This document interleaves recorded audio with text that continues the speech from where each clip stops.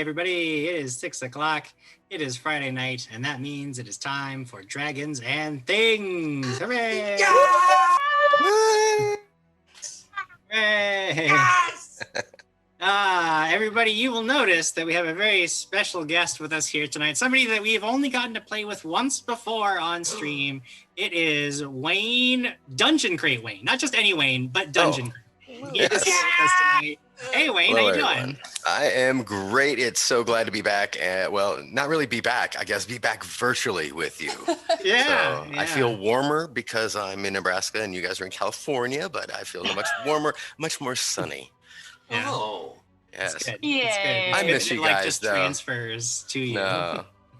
And since we couldn't see each other at Gen Con, I was really happy that I was invited just so I can see you guys again this year. So. Hey, yeah, it's Thank you. excellent to see you. We're glad that you agreed to come back for another insane episode. I know it took a while for me to agree on it because I was like, I don't know. I know. Yeah. Ben gonna be in this one because I don't know. Yeah, unfortunately, you do have to play with Ben, and he is playing his very worst character ever tonight. Oh, yeah. So be prepared Excellent. for that. I love Harry Can't wait. Plopper. We know you do. Yeah, we know you like him, Ben, and we just can't figure out why. I feel like Jim putting Hawk with Harry Plopper is Hawk's punishment for everything Hawk does.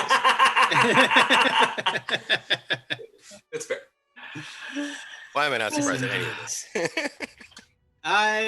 Wayne has joined us, which is a gift in and of itself, but then he brought more gifts with him. We are actually going to be doing several Dungeon Crate giveaways throughout this episode. At certain times, you will see a graphic that looks like the one that just popped up. Don't do anything right now. You can't win anything right now. But when you see a graphic like this pop up randomly throughout the episode, you need to very quickly type hashtag Dungeon Crate, I believe. That's what we had. The hashtag will be on the graphic. You type that into the chat, you'll be automatically entered to win one of 3 prize packs that we are giving out tonight. If you are in the domestic United States, you'll win a physical prize. But if you are not US based, don't worry, you can still win a digital prize. So make sure that you're entering wherever you are in the world. Another thing that we are still keeping going this episode is the subgrades. If you are subbed to the channel already, or you're not subbed and you want to sub, consider those tier 2 and tier 3 subs, because those are going to get you some randomized bonuses that you can give that somebody on screen right now will get. The tier 2 random upgrade is an overcharge. That's an extra damage that'll be assigned by random roll to a player or to me. It could go to me. We can always hope. And if you upgrade to or put in a new sub at tier 3, that is going to be a card draw from the deck assigned to a random player or to me, decided by dice roll at the time. And in fact, I was looking, and we won't get into too many details right now, but it looks like we already have a tier 2 bonus that is going to be rolled when we get going. So, What? Yes. yep, that's right. It's already going to be some good stuff happening. I hope I get it. All right. I hope so too. Ben. I think we're gonna need it. Right? Yeah. Don't get too worried, because as I mentioned last week, I'm nice now. Oh, right. it was just That's right. a decision. I'm nice. Yeah, I'm a nice now. That's I'm not not. I don't I'm believe evil it. no more. No. Nice Jim. Well, the proof, of course, is in the pudding. So why don't we get into our adventures so that you can decide whether I'm nice or not. Here we go. Another day, another job in the city of Kavalosha. 4 of you have been summoned to the old familiar conference room in HEI headquarters to meet with your administrator, Lakaya. When you arrive, you find that she is not alone. In fact, a snarling, scaled creature stands on the table before her, a jaw full of razor teeth, hands tipped in wicked little claws. It turns its cruel reptilian gaze towards you as the door opens. It is a creature easily recognizable to many of you, a creature known for its deadly cunning and wicked disposition. A kobold, here, Where there's one, there are always more lurking just out of sight. The whole place could be infested, under assault by these wretched beasts. What do you do?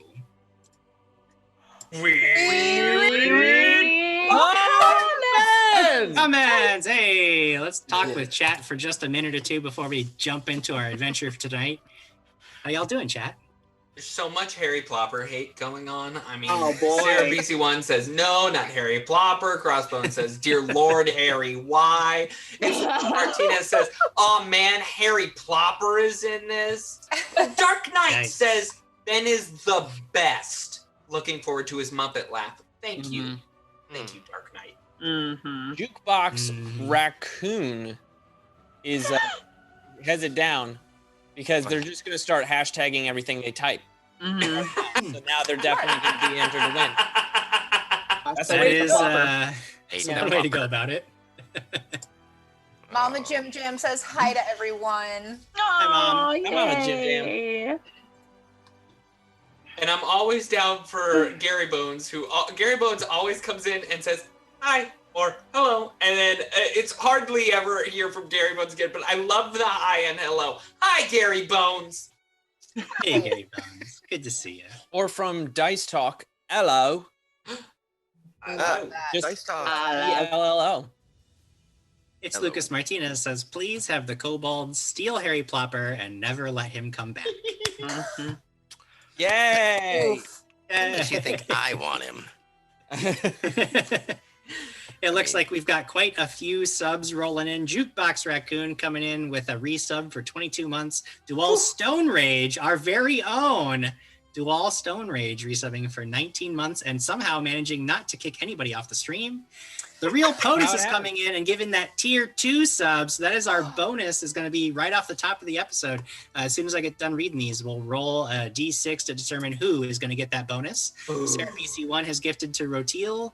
The Real POTUS 98 has gifted to Dungeon Crate Wayne. You weren't sub to us, Yeah. Wayne. Get off our channel. Crossbones is gifted to Zippy Karma 6075. Neo Storm, hey Neo, we know you, is resubbed for 16 months. And there's an anonymous gifter throwing out 5 subs around. That is awesome. Thank you ever so much. But the bonuses continue to roll in. Crossbones became the bit boss and gave me a hero point. Adamantite Adventurer gave Wayne a hero point. And Zippy Karma 6075 has given Fanray. Oh, Here for Thank you. And Nice. if you thought Sarah BC1 wasn't going to kick things off hot and heavy, you were a fool, because she has dropped $100 to give an edge to the table. Yeah. What? A random wild magic. Oh no. So we don't know who Let's the hope it's on Wayne. Oh, victim- no. Boy, is it Oh, going to no. Thank you, Sarah. It should be on Thank you. Wayne. Wayne is here for one day. Let him feel the joy. You don't even know how much I use wild magic. I make it conform to my every will. So good luck with this. That's fair. Why don't we roll a d6 to decide who is going to... Oh, Crossbones apparently gifted a tier 2 sub. So we missed that a moment ago. So that's 2 random overcharges I'm about to roll for, and the random wild magic. And then I'll just go ahead, since we're on the topic, the Wild Ferret has resubbed for 29 months. And we are being followed by Faranigan and Jagged Star 13. Whew, there's so much channel activity. We love to see it. Oh, All right. Now let's see these bonuses. Overcharge number 1. I will roll a d6 to determine who is going to get it. I am number 1, and then it starts 2 through 6, left to right in the players. The roll on the die is a 3. Oh. So it is indeed 1, 2, 3 Fanray. Jamie, start Oh. the game with a +3 to any damage roll. Excellent. That's 1 overcharge for Jamie. And Nice. then our second random overcharge is going to Me. number 5. Oh. That is Sheog. Yeah. Sheog is starting out with some extra damage on top of her already massive amounts of damage. she'll be doing. And now for the one we've all been waiting for, the wild magic. Who is getting a randomized wild magic? It's gonna be me. It is Harry Plopper, number 6.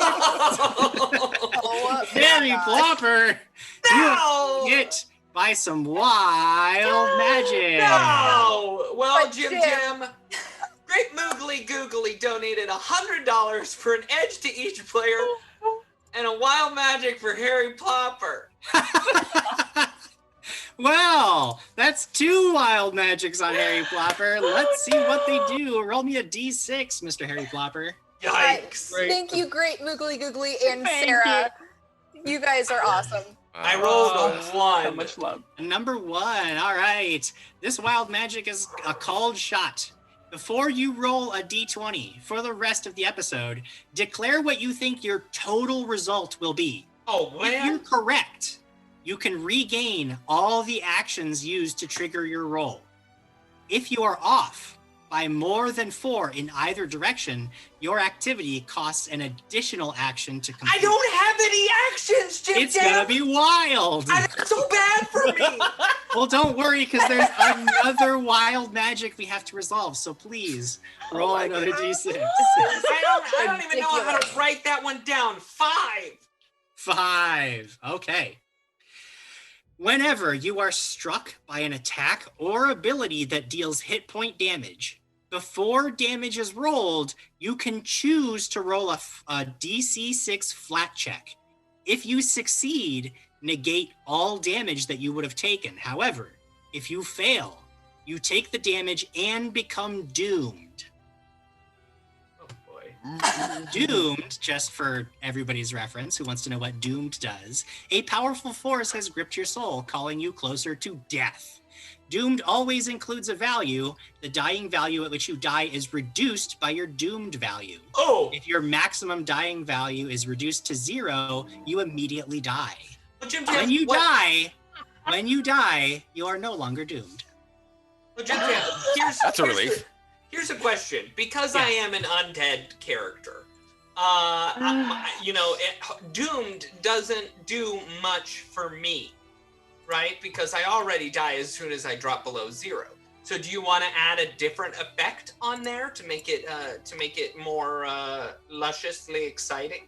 You're right that it actually wouldn't affect you because of the ridiculous character that you've built. So I'll take all the dooms. we will say that for every doomed for every increase in your doomed value, you reduce your maximum hit points by 2. Okay. Okay. So it just reduces your maximum hit points down until you get to none. Okay. Okay. Okay. Honestly, I think he has more hit points than I do, so it's probably fine. I got a huge con score because I took Die Hard as my other feat because I was like, I cannot get to 0 ever again. All right. So I think we've gone through. Wait, nope. The one right at the bell, Sarah BC1 is the bit boss and gives Wayne another hero point. So that's 2 hero points for Wayne. Nice! Wow. You've all got 2 edges on the board as well. Don't forget those. Dang, you guys have a lot of bonuses right up front. It's going to be an exciting episode. Thank you. You guys are great. All right.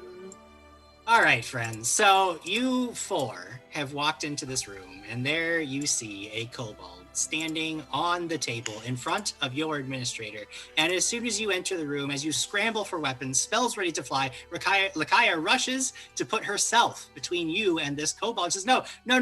He's not an enemy. He's going to be working with you. Just calm down, everyone." Yeah, calm What do down. you do? He's literally waving a weapon at us right now. I'm just We're going to- pointing it. I'm pointing it in your general direction because I have small arms. He takes his hat off and he says, "Hello, my name is Thimble Ripscale. Who are you? Why am I on this desk? What day is today? I have a hangover. Oh, Oh. What's a hangover? well, I'm Shag. Hello. Ah. Go on, introduce yourselves. Fanray of House Mithil. Excellent. Good to see you. And you. Yes, Yes, you. yes. Well, my name is Harry Plopper, and I'm the boy who died. Oh my God. And you just see a very he's like his skin sagging off of his bones. He's kind of shambling around, but he's a little tiny 11-year-old boy undead wizard. Okay.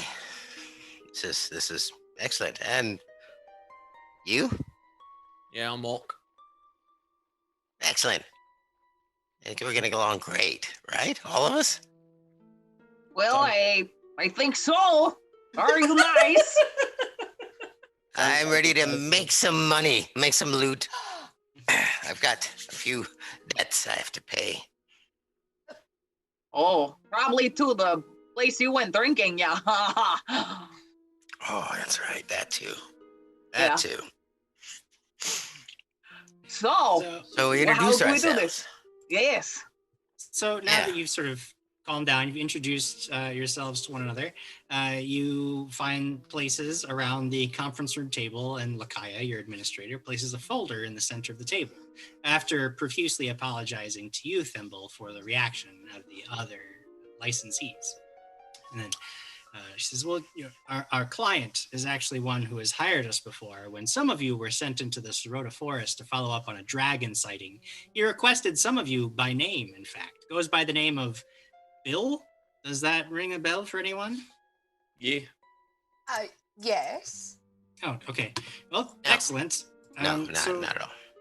So this Bill has left a meeting location in the folder, and he's requested that specifically, for some reason, a kobold accompany you on the contract. That is why we've called in the services of Mr. Ripscale. By all accounts, he's quite capable with the sword, so you are in good hands with him. While we've not worked with many kobolds in the past, there's no reason that a profitable relationship can't be forged and strengthened between HEI and the Scaly kind. So we hope that the rest of you will be able to get along well with Mr. Ripscale. Oh, of course. It's okay if you don't have scales. I don't judge. Unfortunately, I don't have many details as to the actual nature of your assignment. This Bill paid up front, but was rather reticent to tell us anything about why he wanted to hire you. However, you'll note that there is a meeting place marked in the mission briefing. So if you understand the nature of your assignment as best you can at this point, you can be off whenever it suits you. Oh. I have met Bill, but how are you sure that his price he's paid up front covers all of our costs for whatever he's putting us up to? Well, there are riders in the contract that expenses will be added to the final invoice if required. So don't worry, your fees are already covered and paid for. Fine. Well, Well, Me? how do we get started on this?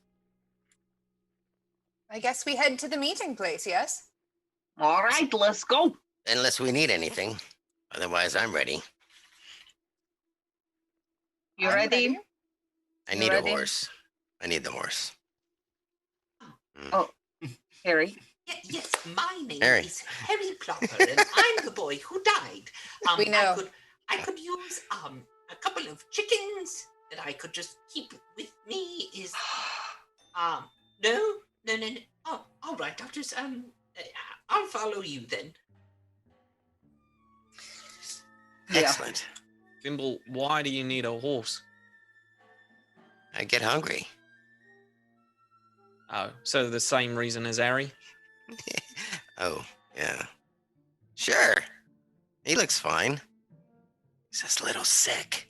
He looks a little ill for a biped of humankind. Yeah.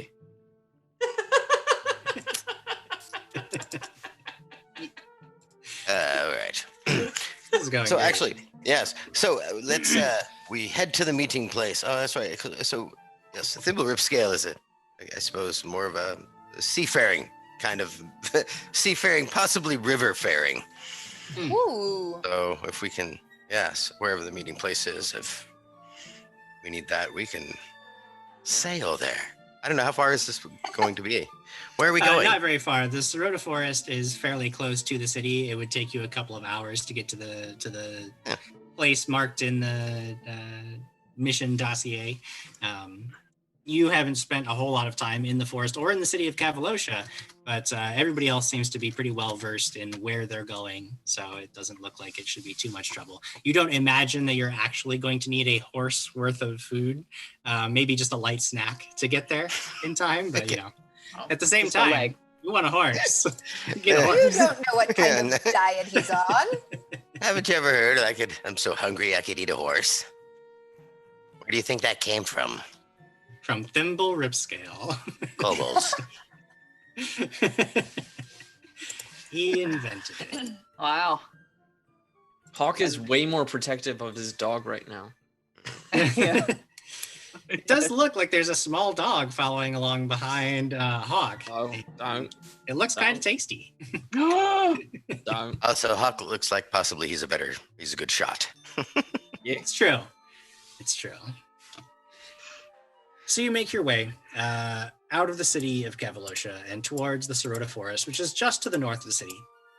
And indeed, before too long, you realize that for the lot of you, you have actually been to this particular space in the forest quite a few times. It seems to be a very popular sort of central hub in the Sorota Forest. It is a tall stone column with faded ancient carvings. You know that the very, very top, some of you know that at the very, very top of this stone column is actually something of a star map that once led you to a patch of magical fruit that caused quite a bit of trouble in the city of Cavalosha at one point, though no longer. That has all been resolved as well as it could be. But when you arrive, you see that now sitting atop this stone column is a very tiny, shimmering scaled, butterfly winged dragon.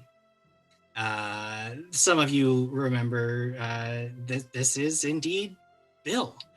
You killed Bill once before when he was living with a group of kobolds that were worshiping him, thinking that he would grow into a mighty dragon, not realizing that he was already a full-grown fairy dragon, and he had to have you help him get rid of them before they realized what was up and turned on him. And you did, successfully. But now he flutters down at the sight of you and he says, "Oh, hello, Hawk and Fenray and small dying child.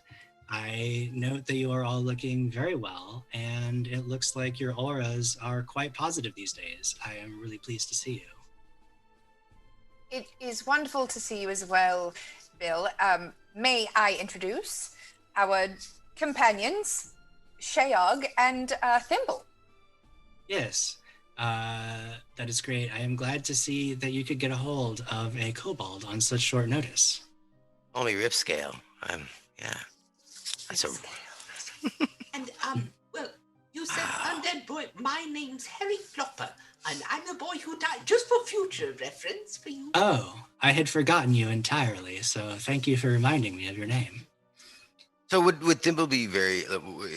What would his reaction be then to this, Well, given the past, things that kind of the history they've had with kobolds already? Sure, you Would he know know them? that a lot of kobolds worship dragons almost as gods, and a lot of times they will form little societies that are bent solely on serving a dragon. Now you haven't been a part of such an endeavor in quite a long time, and you decided to range out, and your seafaring ways have carried you far from many of the practices of your other clanmates. But you're very familiar that with the concept that kobolds love dragons. They actually believe themselves to be descended from dragons, though most true dragons would grow irate at the mere suggestion that they're related to kobolds. All right. So he. Okay, go ahead. I'm thinking we're introducing you, so you guys already know this person, right? I take it, and We are the two new characters. Yes. I see. Yes. Mm-hmm. Mhm.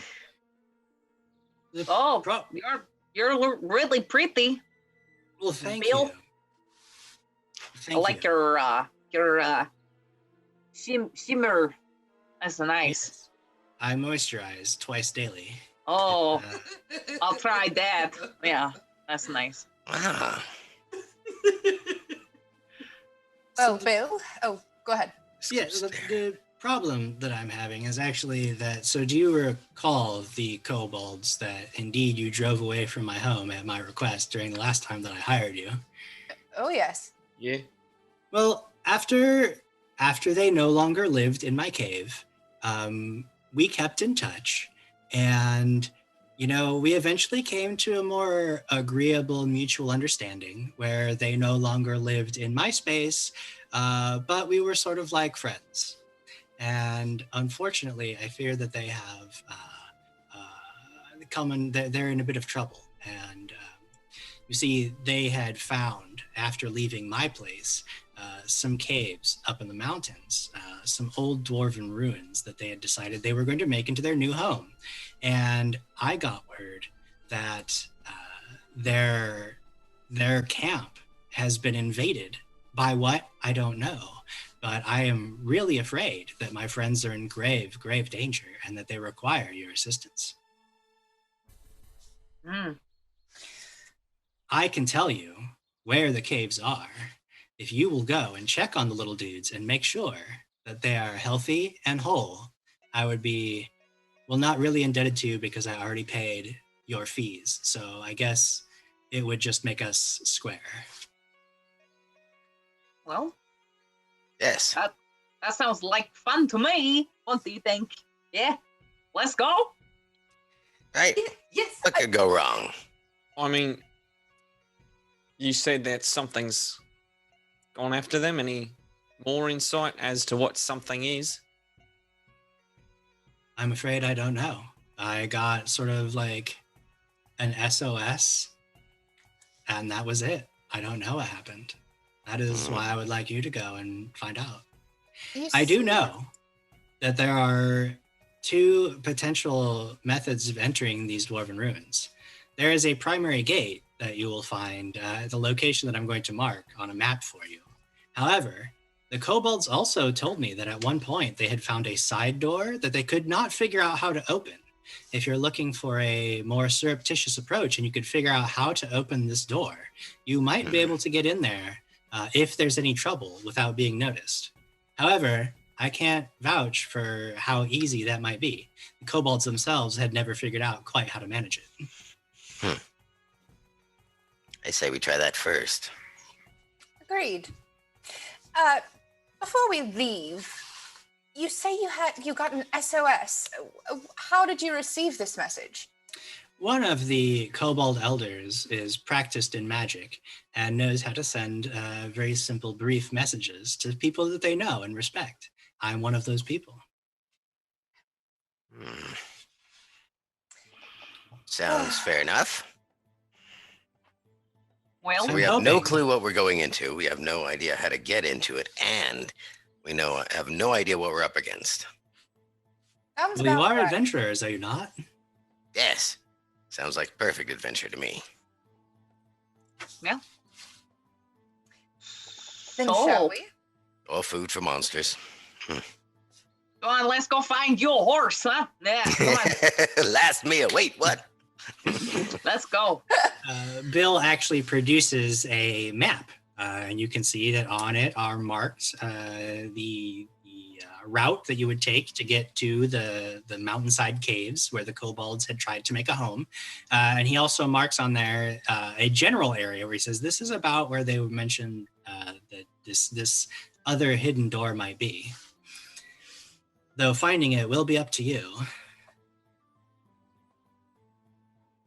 Thank you. Excellent.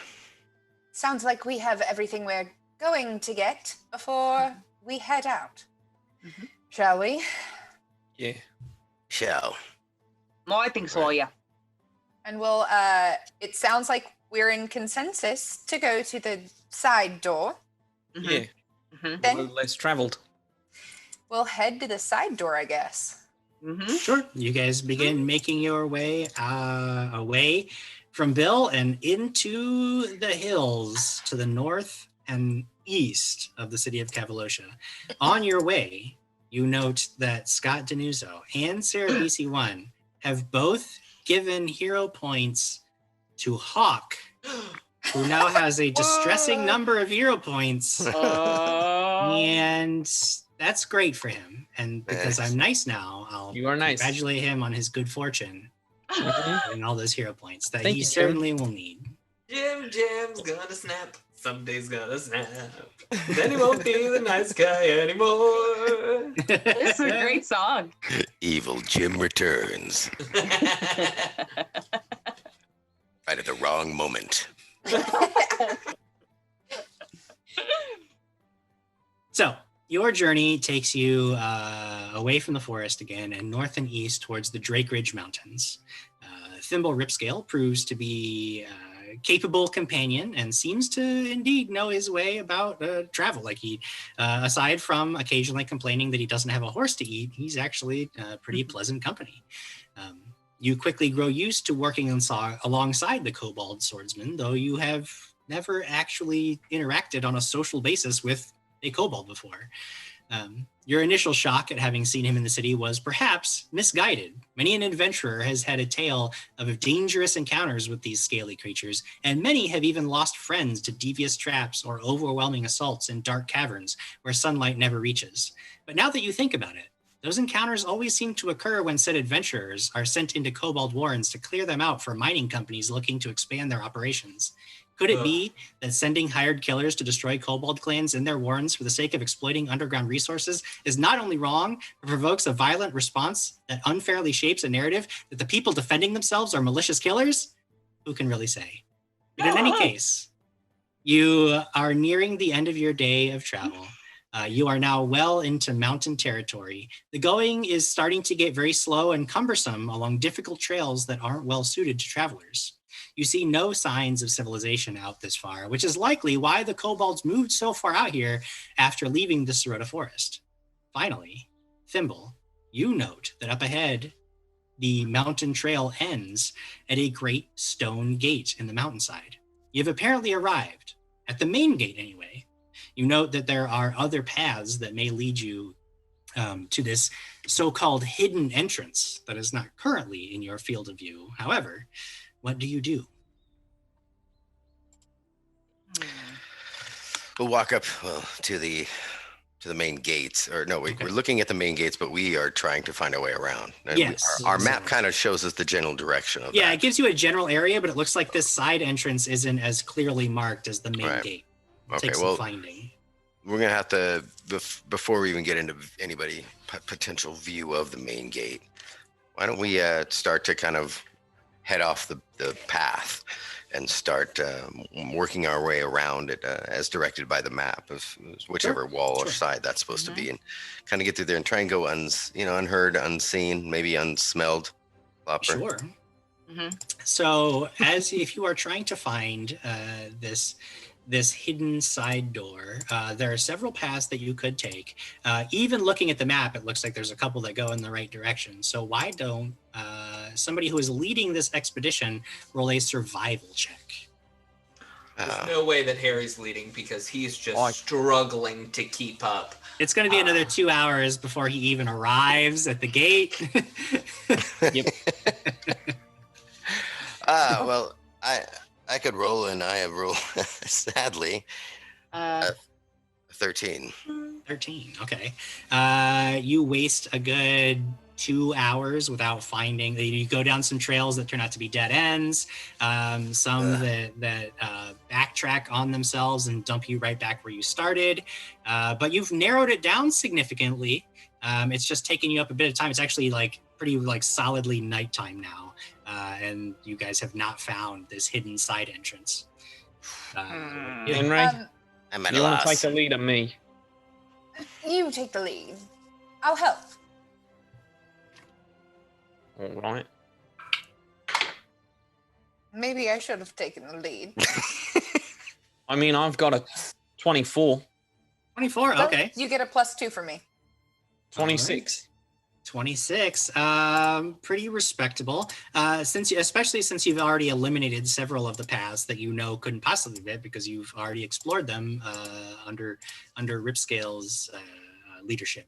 So you actually managed to find yourselves on a small path that runs east along the rocks, and before long, you note that you are at a very, very large stone wall that is very clearly, because like it's perfectly smooth. It's this perfectly smooth stone wall, and you don't see the door itself, but it's very clearly worked rock, and you've explored all the other paths, and you know that you have to be in the right area. There's just no other, like, this has to be it. The trick is going to be actually finding this door. So now anybody who would like could make a perception check to see if you can find the cleverly concealed dwarven door. Jim, I've already perceived a couple of things here. Yeah. I perceived that Brian Numinator dropped $6 for a sink for Hawk. Oh. And then I've also perceived that Sarah BC1 dropped $90 for a sink and Mercy for the table and 2 edges for Jim Jam. Wow. Oh, And nice. finally, I have perceived that Adamantite Adventurer has become the Bitbox Battle Boss and given Candace a hero point. That's a lot of hero points floating around. Dang, nice. Unfortunately, it's because almost like everybody's got one. except for someone. Everybody who matters has one. oh, got him. That perception is a 16 for me. I'm going to Okay. go with a 17, Jim Jam, and let me roll here real fast. Oof. Oh boy, I was off by more than 4, but I did get a 25. A 25. So off by more than 4. So I lose. 2 hit points out of your No, total? that's the other wild. Oh, that's the doom. Okay. Oh. I lose action. It takes you just more time. So on non-combat actions, it actually won't have much of a negative effect. It just takes you an especially long time to do what you're doing. However, as everybody else is examining the sort of blank stone wall on the mountainside, after a long while, Harry Plopper's sharp undead eyes, which actually see better in the dark than almost anybody else's, you actually find a very, very fine, very, very thin seam in this almost otherwise perfectly smooth rock wall. And you trace it and find it is indeed the outline of a door. And there is a small patch of almost like dried spackle that you brush aside, and you see that there is a very small concealed keyhole. A simple test reveals that the doorway is definitely locked.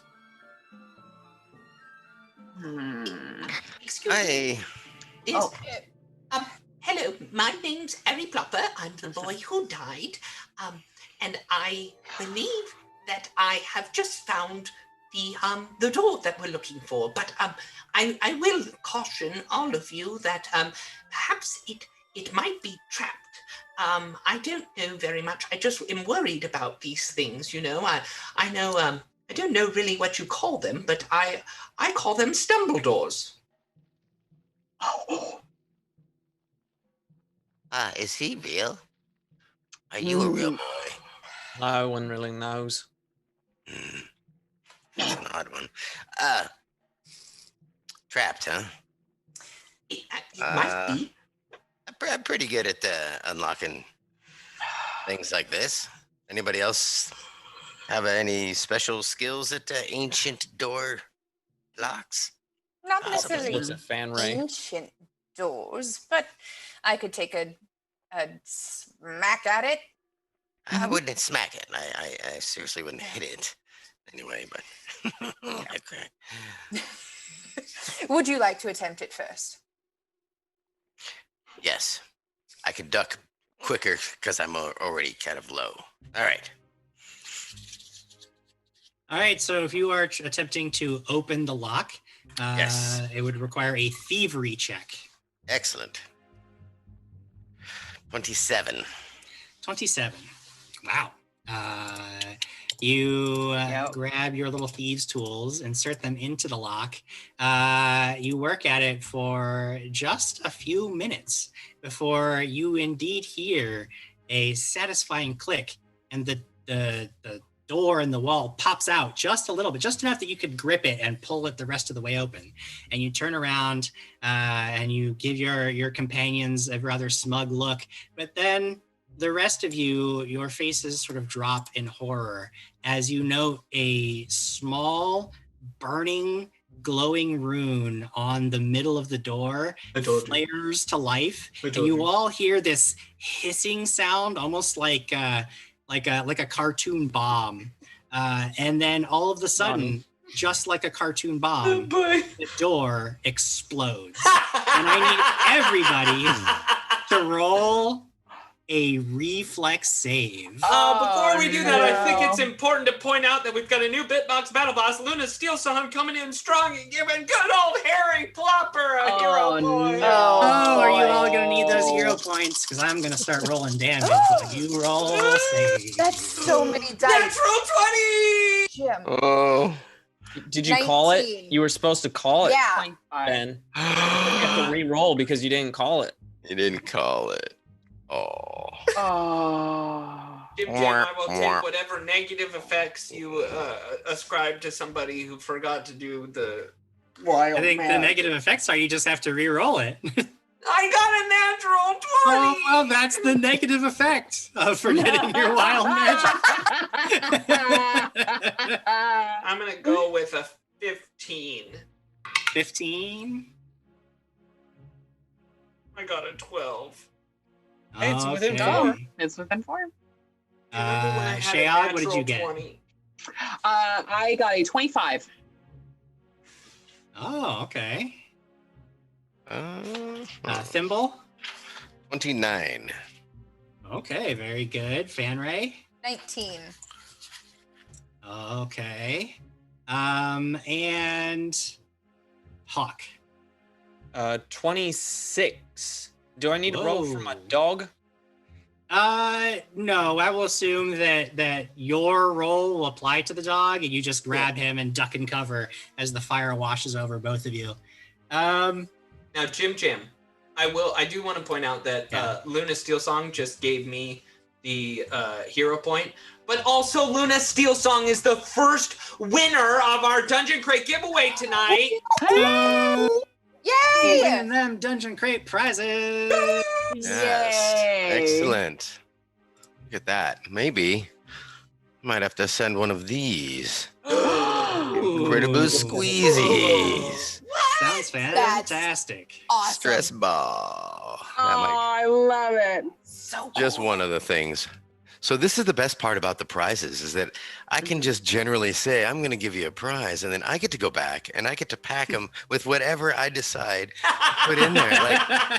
Like for one person, I can just, and when nobody's here, so nobody could tell me I can't put it in there. I'll try and remember to take it out of inventory, but you're going to get some fun stuff. That's awesome. It's my favorite thing. Luna Steel Song, you know the drill. Get at us with that shipping information so that we can send it Wayne's way and we can get you those prizes from Dungeon Crate. And thank you for entering. The rest of you, remember, there are 2 more prize packs going out before the end of the episode. So stick around and make sure that you are ready with those hashtags to make it happen. I have tallied up the damage. No. And I want to say that those of you who failed, this may be the last time you get to spend some time talking to chat because we're going to take a little break and talk to chat for a second. Wow. Hey, everybody. Wowza. Oh. How y'all doing, chat? Was rude. The real POTUS98 and Luna Steel Song responding to the stress ball. Luna Steel Song deserves a stress ball, and Luna Steel Song responded, I'm a teacher in a pandemic, LOL. You deserve all of the stress balls. Oh, man. All of A them. bed made of them. Earlier when you described Bill, you got a message from Scott Denuzzo that was all emotes, but the best part is like a rainbow wing and then the Mog face and then the other rainbow wing. That's so disturbing. That's pretty good. Crossbearer 18 says, is bringing Quigley back an option to get rid of Flopper? Because I'll take that at this point. But always a chance. Quigley would also be undead at this point, right, Jim? I mean, Everyone dead. So Oh, Flopper right. also said, someone stop Flopper. We're begging you. A while back, imp in my head, I think about the horse and the diet. Ripscale is on the most severe keto ever. You know, we got to keep the scale shiny. Horse meat's good for that. All right, friends. So let's resolve this fireball trap that you all Oh tried. no. I told you all it was trapped. But I thought you said it was a very insignificant, very light, maybe slightly warm runic trap. It was meant to Very kind of, insignificant. as if it was cold outside. I just want to make sure you didn't forget, Jim. Not that. Was that a different? That was a different show. Oh, Afraid, So afraid sad. it was. Luckily, nobody critically failed. However, Harry Plopper and Fan Ray both did regular fail and will take 22 points. Are you kidding me? Oh, ow. Everybody else We got passed, mercies. We and got we'll mercies. take 11 Yeah. points of fire I damage. will definitely 11. use my mercy. I'm using my mercy. I'm gonna use my mercy. All Everyone, right. all together. I use my mercy. I used my mercy. What's mercy? Mercy will reduce Oh, the that's incoming right. damage by 3 points. Get a little Oof. boost there. Now I remember what it's like to be a level 1 character. Mercy. However, Owie. you have opened the hidden dwarven entrance. You're welcome. Wait.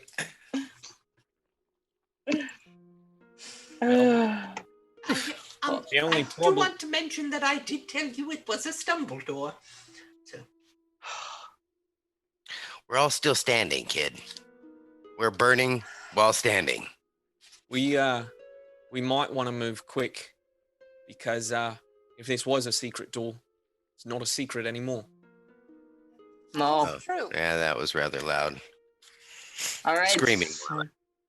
Burning. If I may, if Mhm. everyone follows me, I can set out a path that might be the quietest for us. Yes, please. So I'll roll a stealth check to for when we get inside this secret door. Okay? And because You- I have the feat Quiet Allies, it applies to everybody. Okay. Oh. I just wasted a natural 20 on that roll then. Dang it. That's a 28 total. 28 stealth. You all, under Fanray's careful tutelage, move quietly down a long, dark, descending tunnel. Inside, you know that the stonework is incredibly smooth and even. It doesn't even look like stone blocks. It's just perfectly smooth. If there wasn't so much dust around, you would guess that it would even gleam almost like it was polished, such as the beauty of dwarven craftsmanship.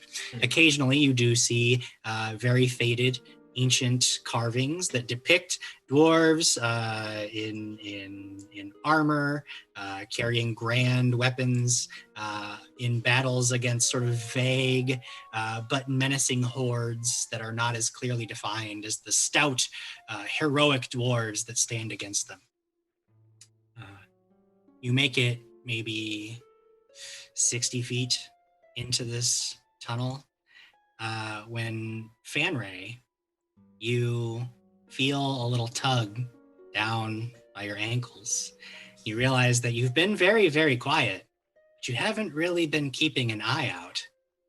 As something, there's like this metallic twang, and a lot of you hear this sound. And Fanray, I need you are flat-footed against 3 attacks that are coming swiftly from down below up towards Oh you no! as small darts begin flying your way. Oh no! That is going to be 16, 18, and 12.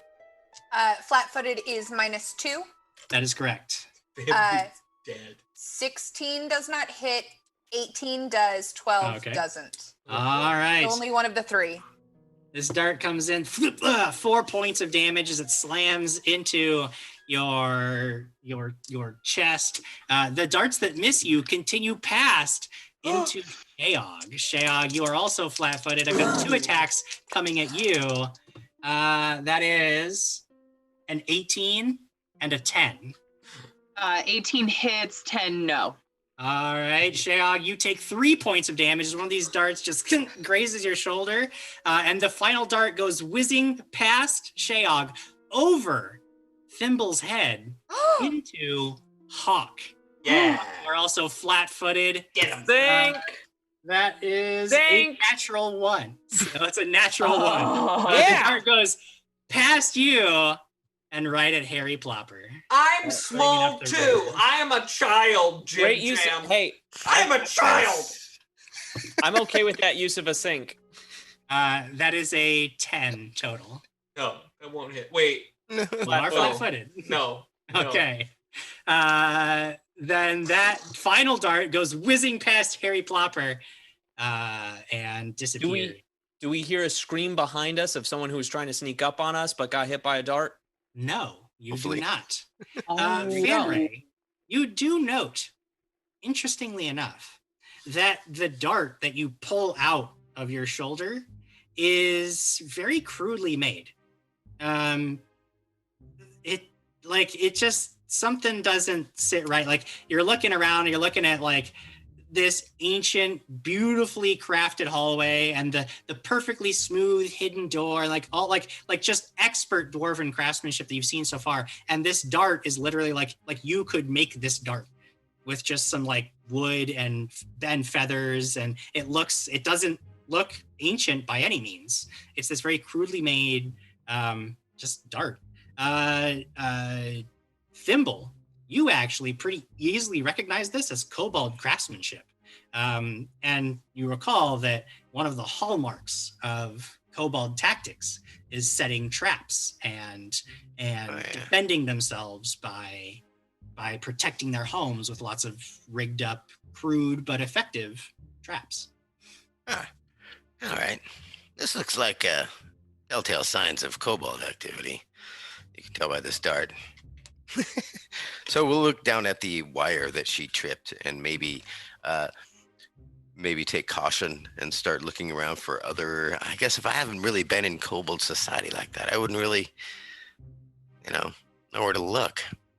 But we're going to go down and maybe start putting stuff out in front of us. Mhm. At least be careful. Sure. First off, But does that mean they're here? oh, Are they the ones setting the traps, the ones that we're looking for? Anybody who wants can just make a basic wisdom roll. I guess also by the looks of it, does it look like an older trap, an older dart, or did it look like it's been fairly constructed recently? Not It's probably more recent, just dusty, at a glance. okay. Yeah. I'm calling a 12. Okay. What did you roll? An 8. An 8. ooh, Okay. 4. Fanray doesn't do much thinking. She's actually going to drink a healing potion. Ah, okay. That's good. Hawk only got a 9. Okay. Not very wise group. no. Not according to the dice. Shayog removes the offending arrow from her muscle and then takes out her falchion. Okay. Yeah. Do any Okay. of you need assistance in any way medically? Well, listen, that hurt, but you know. Oh, Harry Plopper, no. You got a hole in you. Fanray's still like singed around the edges of her dress and like now is bleeding from her shoulder. Yeah, Fanray will draw her rapier and her dagger. Okay. Have them both out. Moving forward with weapons drawn, being a little more cautious now that you know that there might be more traps than you were aware of. I will say that nobody really got any real additional insight from this particular incident. However, you identified the darts as kobold make, very likely a newer trap set more recently, meaning not like in ancient dwarven times, not recently as in like you couldn't put a day or a time to it, but you know that this is something that was set up by kobolds relatively recently. You begin making your way down deeper into the complex. You eventually make your way into a larger square chamber. There are actually three directions you could have gone, but one of them, the one directly across from the tunnel that you enter from, is actually collapsed. So that way is blocked off. However, if you were to turn to your left, you know, just based on your orientation, that would actually take you back out towards the main gate. So you've actually bypassed the whole main gate area. And if you wanted to go deeper into the complex, you would turn to the right and head down a tunnel that way.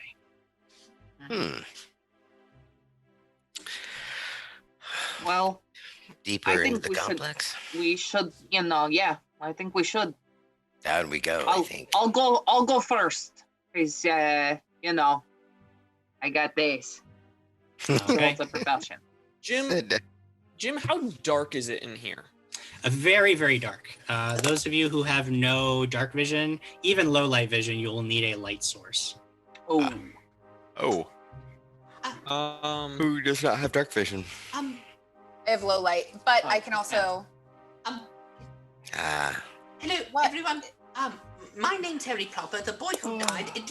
I know I can see in very dark places, but I'm wondering if you all need some light. Yeah. Yeah? Yes, please. Well then, Patrono expectus! And he'll cast dancing lights. And now there's light. Okay. I'm so sorry. Honestly, how can anybody hate Harry Plopper? I just don't get Come on, man.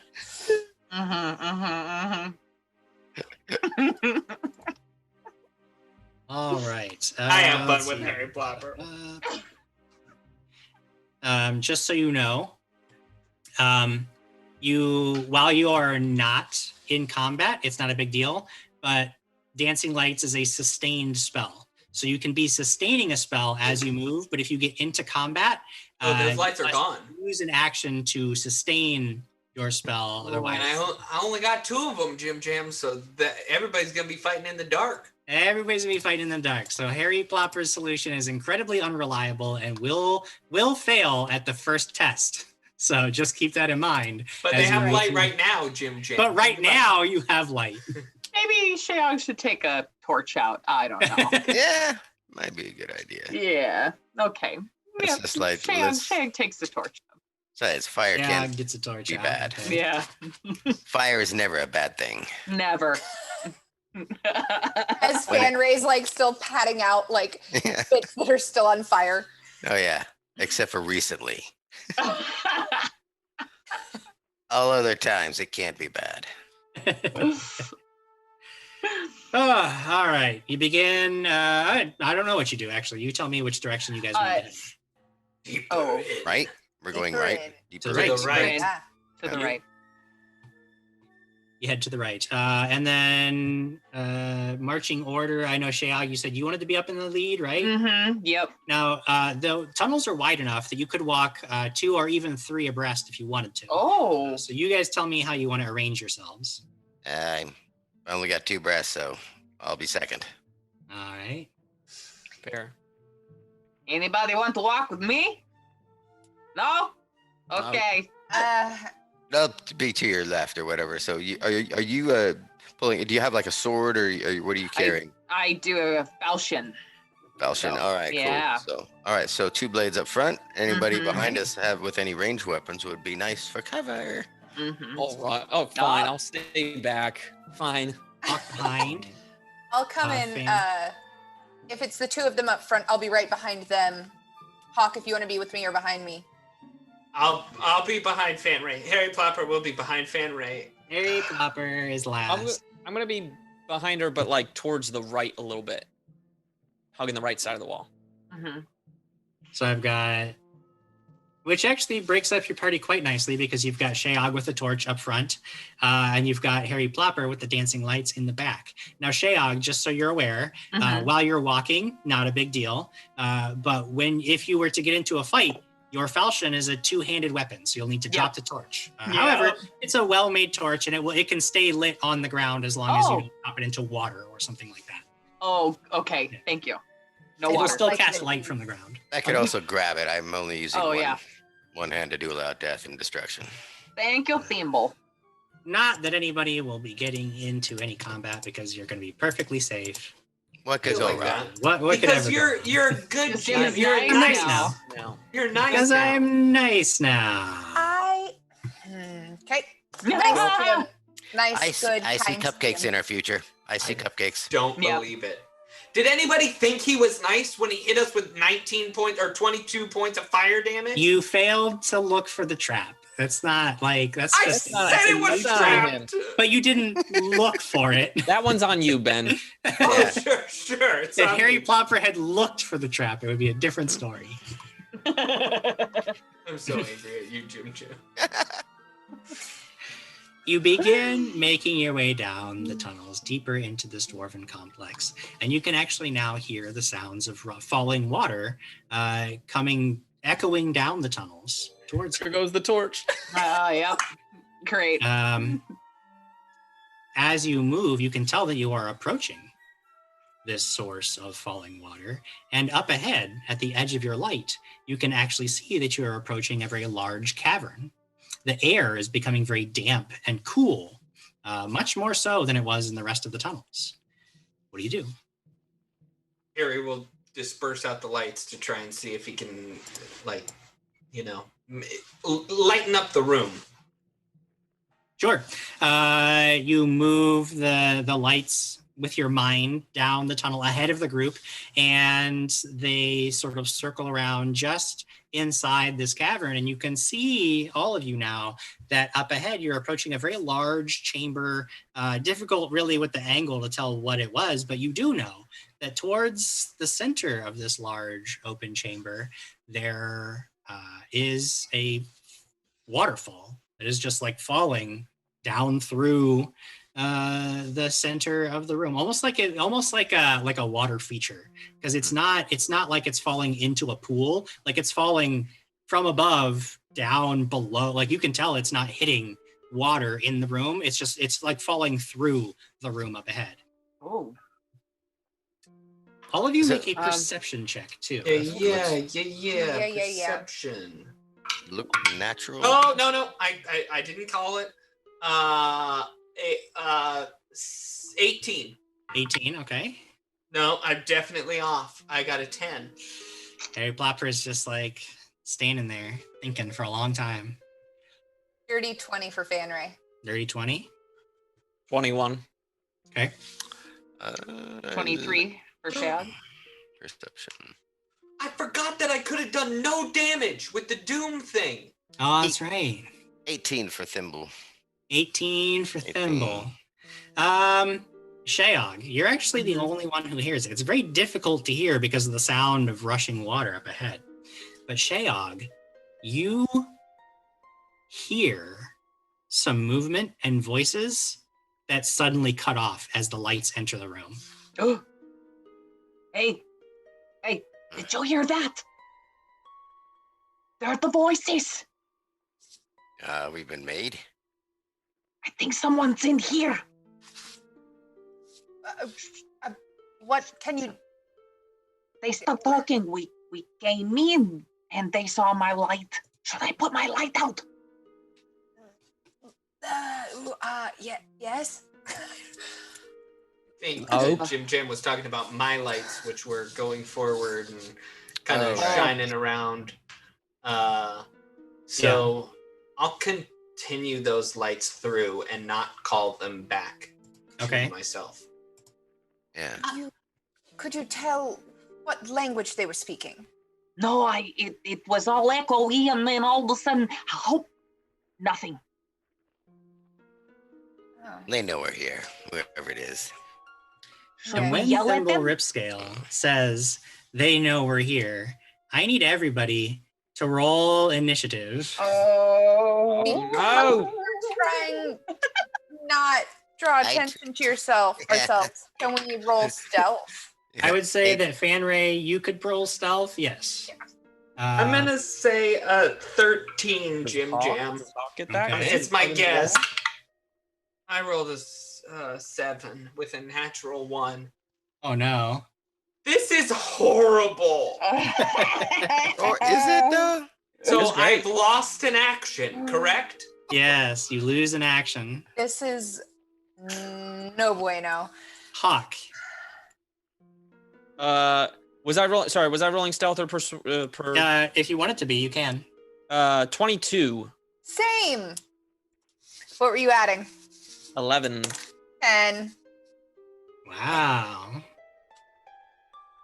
Thimble Ripscale. Well, what do I add for Perception initiative or here? stealth, whichever one you prefer.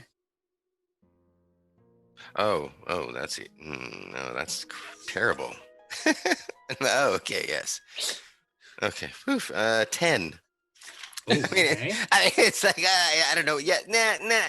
3. Decisions. Shayog. 13. 13 for Shayog. So normally, Hawk and Fanray would be first to go. However, you're not really aware of the immediate danger. So I will go. Shayog, you are flat-footed, and so is Thimble, because you literally cannot see the two creatures but you hear the sharp click and the twang that is the hallmark sounds of distant crossbows being fired at you. Oh, no. Thimble, this is going to be against your armor class, but your armor class is at a -2 currently. We are looking at 17. Ooh, that is No, my AC. Missed. That is a miss. All right, you're nimble. Even flat-footed, you throw yourself to the side as a bolt goes whizzing past you, and then Shayog, that is going to be an 18 to hit you, Shayog. Yeah, that hits. So this, you actually catch the bolt square in the chest and take 8 points. 8 points of piercing damage. Now, Ooh. all of you now can see that just under Harry Plopper's lights are 2 ashen-skinned dwarves frantically reloading crossbows in jet black armor. And it is Shayog's turn. What do you do? Ooh, I am. How far away can I get to them in one? movement? You guys had stopped pretty far down the tunnel, so they're about 90 feet ahead of you. Oh. In the room itself. You could do it. Okay. You could run in there and mess them up. No, okay. Well, that would be every single move if they're 90 feet away. Yes. I would just be running up to them like this. No! Hi. I don't just know. run up and yell at them. You know what? I'm inspired, though. So I run up to them and I say, no! Hey, you rush forward. Falchion and Torch held high. Yes. You get right up to one of these ashen-skinned dwarves. He's got a long white beard, gray skin, and he's just like looking you dead in the eyes. Like he's not afraid. He's gonna stand and meet your charge as a warrior. Ooh. And it is Harry Plopper's turn. Well, What? Well, first, before you decide what to do, Ben, Sharna donated $25 for an overcharge to Ben, as I love his character name. Don't encourage him. Don't encourage him.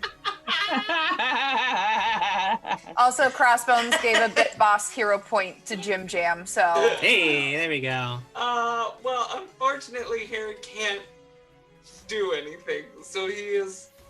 Sustaining is a whole action, correct? It is one action to sustain a spell, yes. I've only got one action because I'm permanently slowed and I lost one with my roll. So I will sustain the spell. You'll sustain the spell. Now, I want everybody who's in the tunnel to note that the tunnel itself is now cast in complete darkness because the lights were sent into the room and Sheog with the torch ran into the room. Now, I believe for Thimble Ripscale and for Harry Plopper, no problem, you have dark vision. For Fanray and Hawk, you are cast in darkness, though you can see your targets up ahead. That's all I need. Yes. Yes, indeed. We go to the top of the next round, and it is Hawk. You now can act. I am going to look at the beastie that Sheog didn't run up to directly. Okay. I'm going to hunt prey. Okay. With one action, and then use the rest of my 2 actions to use my nice aim. Okay. And just bead in on him. To bead in. All right, here we go. Now just keep in mind, I don't know if it matters for any of your abilities, but these are 90 feet away, so I don't know if you have any abilities that require you to be within certain distances. I mean, my bow has 100 feet of range, and just double checking. I don't think, as long as, because I can see them now. Yes. That's what is needed. Seeing and hearing is needed for hunt prey. So. Gotcha. Ooh, you know what? Let's use one of them hero tokens. Reroll. Getting rid of them quickly. I like it. Now, the hero points that came in the dungeon crate box, they were bully for use, and they were awesome. Yeah. They were awesome. Yeah. And you have to take the new roll, right? To do that. Unless you have another hero point that you want to waste. I mean, I only lost 1 on the die. Wait, that's awesome. I mean, it still might work. Let's just try a 16. I don't think it's gonna work. Well, did you say it was a 1 on the die? No, it took it down by 1 on the die. Oh, okay. See, okay, I gotcha. So 16 is a miss. Your arrow sails past this dwarf, failing to do anything useful. That is my turn. All right, Hawk fires, but cannot seal the deal. Fanray, you're next up. Okay, Jim. I have an idea, and I want you to tell me if I can do it. Okay, that's what I do. Thanks. Okay. Fanray is going to cast Dancing Lights, creating the 4 individual lights, one behind her head, one behind Hawk, one behind Sheog's head, and one behind Ripscale's head, Thimble's head, which were all within. Oh wait, no, I can't because we're not within 10 feet of each other. Yeah, I was gonna say the lights themselves have to be within 10 feet of each other. So for now, I'm going to create dancing lights, all 4 up my spine, and move forward once. Okay, you cast your spell. You now glow with your own magical lights, and you move forward. Just remember that if you want to maintain that spell, it's one action to sustain the spell every round. But the tunnel now has light, which is good. Good stuff. These dwarves now get to go. They see Sheog has rushed up into the fray. They both just let the crossbows drop, which appear to be like on tethers to their belts. So they drop the crossbows, but they just sort of hang down at their side. They both draw swords and like smash their chests. And instead of striking, they both begin to grow and grow.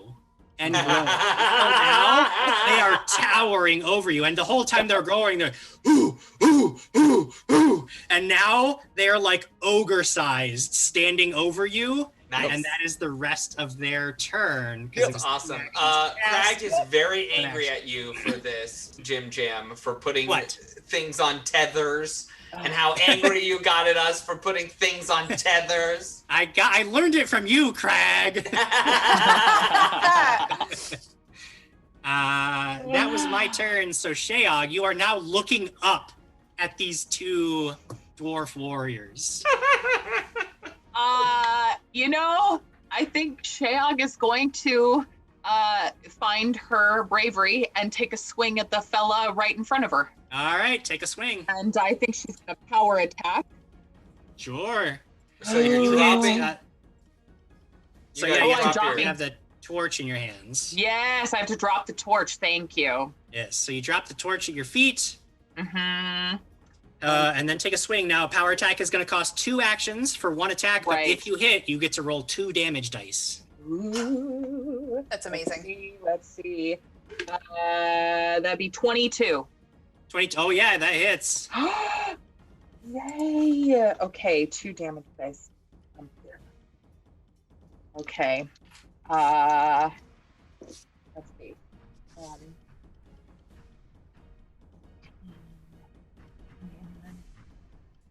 23 points of damage.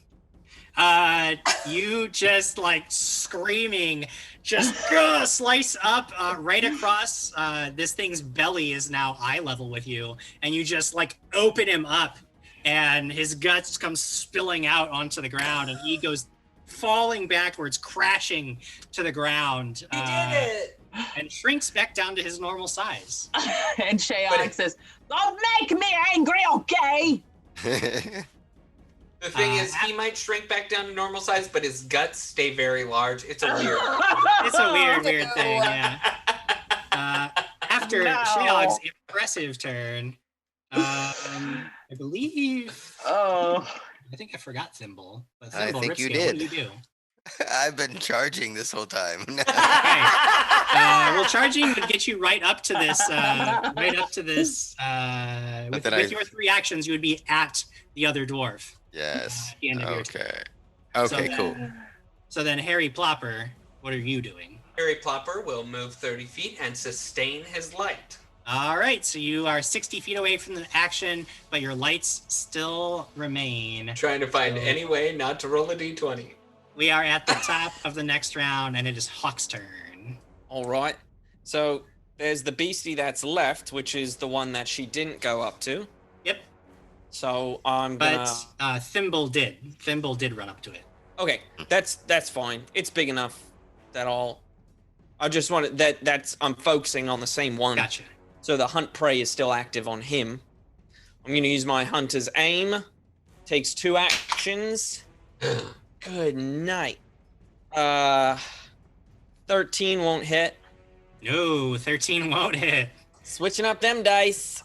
All right. Hawk, what has happened to you? Here's what he's gonna do. He's been like, I'm taking the time. Why isn't it working? You know what? Fine. We'll just do 2 shots with 1 action. So that's what he does with his last action. Okay. 2 shots. Boom. That's a 27 from one of them. There we go. And a 21 from the other. Did you take the 2nd and 3rd attack penalties? Oh. No, I'm sorry, no. So 27 is down to 22. Yes. And then minus 11 or minus 10. Yeah. Okay, so only one of them will hit probably then. Yep, one of them will hit, but it would have been a critical hit if it was your first attack. Darn! But unfortunately... Well, it's the first one that hits, so luckily I still get that bonus D8 because of my precise shot.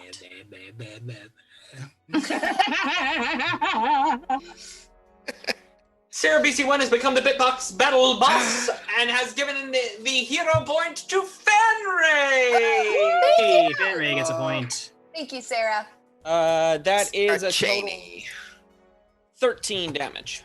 13 points of damage. Arrow sinks deep into this thing's gut. He doubles over but does not go down. Fanray. Okay. I'm still 60 feet away from Yep. the last ashen-skinned dwarf. If I move all the way up would I be able to see from Harry Plopper's lights? Yes. Okay. He has sustained them, so yes. Then I am going to move up to this last combatant and let go of my lights.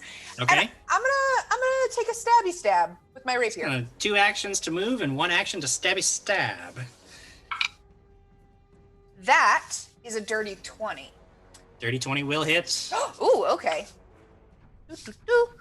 And I get to use my overcharge. Ooh. That is a total of 9 damage. 9 points of damage, and you pierce him right through the liver, causing him to gush blood from the wound as you rip the rapier free. He begins to, like, he's trying to hold the blood in, but he's shrinking the whole time, and then just falls over. Now his regular old size. Awesome. You've First done thing it. that Harry does is go up and start eating them. Because you have hurt me very, very badly. And begins to eat the corpses of these ashen-skinned dwarves. As the rest of you begin to look around, you see that this large chamber that you have come to looks like perhaps maybe once it was the dwarven equivalent of an open-air market.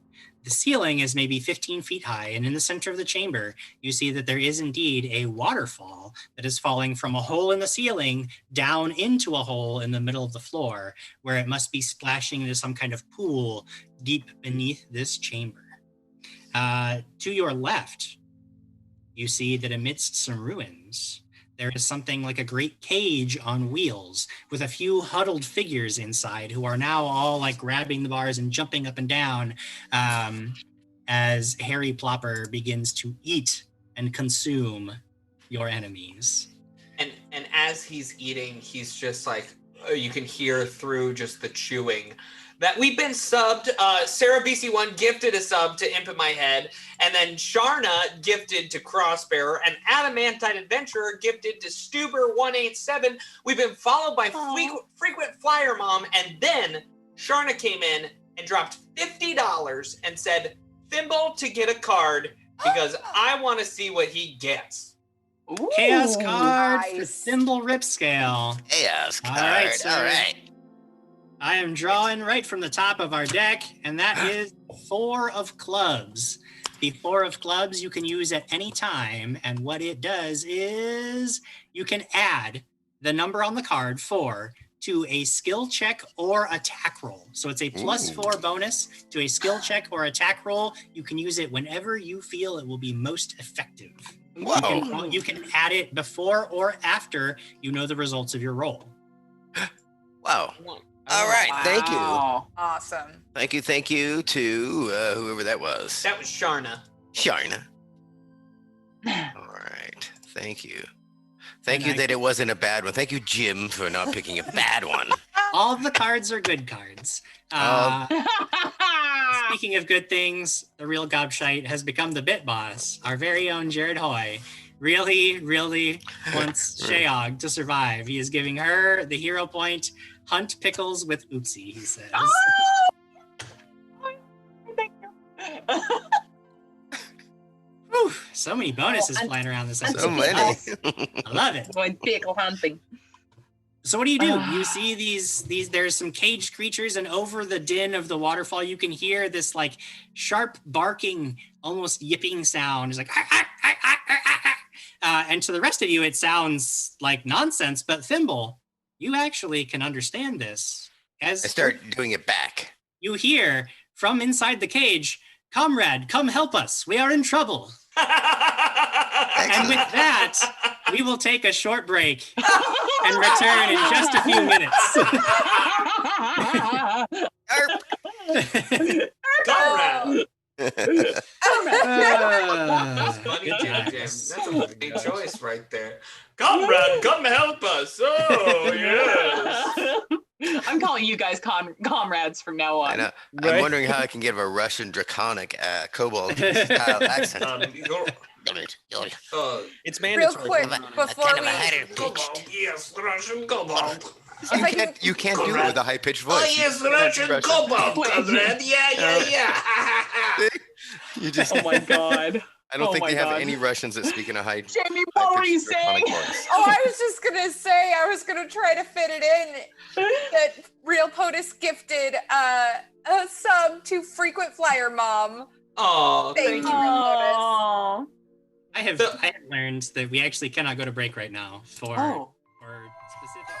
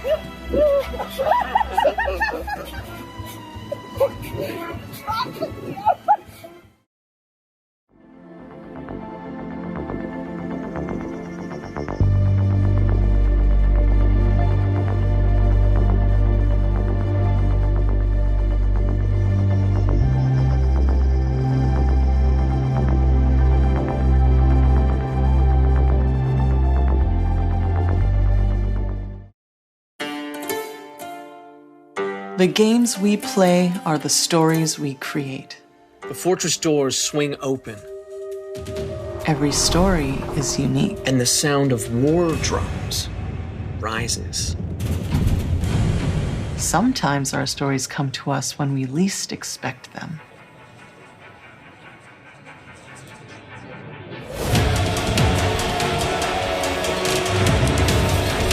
We need to be ready no matter where inspiration strikes.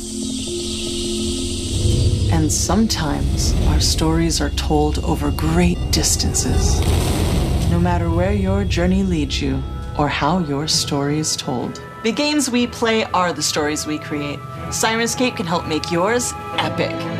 Sirenscape is searchable, fast, and customizable from any device with no need to pre-install any sound. Adding epic atmosphere to your game has never been easier.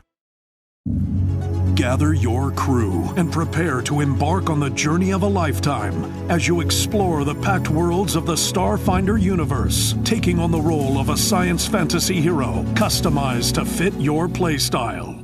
But danger lurks amongst the stars. Will you fight back with advanced weaponry and cunning tactics? Or will your hero wield the devastating forces that fuse magic and technology together to alter reality? Your crew must come together if you have any hope of victory. In Starfinder, every decision drives the adventure as you build an epic saga with your friends. Bring your story to life in a game where the fate of the worlds rests on the answer to the most important question of all. What do you do?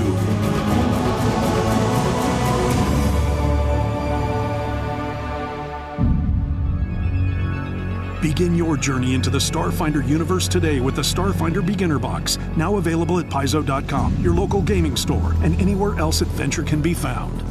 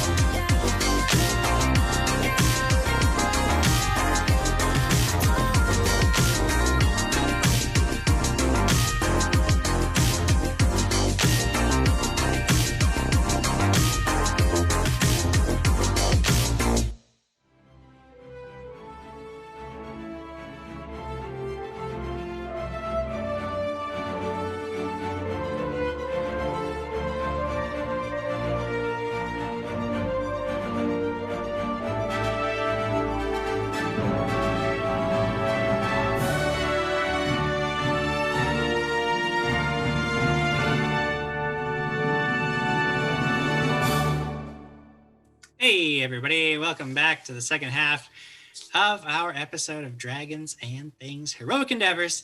We have our special guest, Wayne, who did not flee during the break. He stayed with it. He decided he's going to play through the whole thing, which means that prize packages continue. Remember, we've got 2 more prize packages coming up. Keep an eye out for that prize graphic. When it pops up, type in the hashtag. Make sure that you are entered to win. It'll look like be that. a graphic that looks like this, but it's not this one. Don't type anything yet. Got me. Got me. Hashtag look for a graphic like this. Yep. While we are back, I want to note that we were rated during our break by Scabby Roosters. Scabby Roosters! Awesome. Roosters. What? Welcome to the channel. And I don't know if it's related, but we are being followed now by Ozark Howler. So welcome, Ozark Howler. Why don't we go ahead and chat with chat for a minute or two before we jump back into our exciting adventure. Well, back when Fan Ray set off that trap, it's Lucas Martinez said, "Someone throwing darts? Could it be Presty Dumps?" That's right. He's the trap. He just sits there and waits for somebody to stumble into a specific area and throws darts at people. The last we saw, he had thrown a dart and then a bunch of water came at him. This is a bunch of water and a dart was nearby. It's true. I guess we have to assume that canonically, Presty Dumps is dead. No. Yep. No. I'm okay with it. What? Oh, no.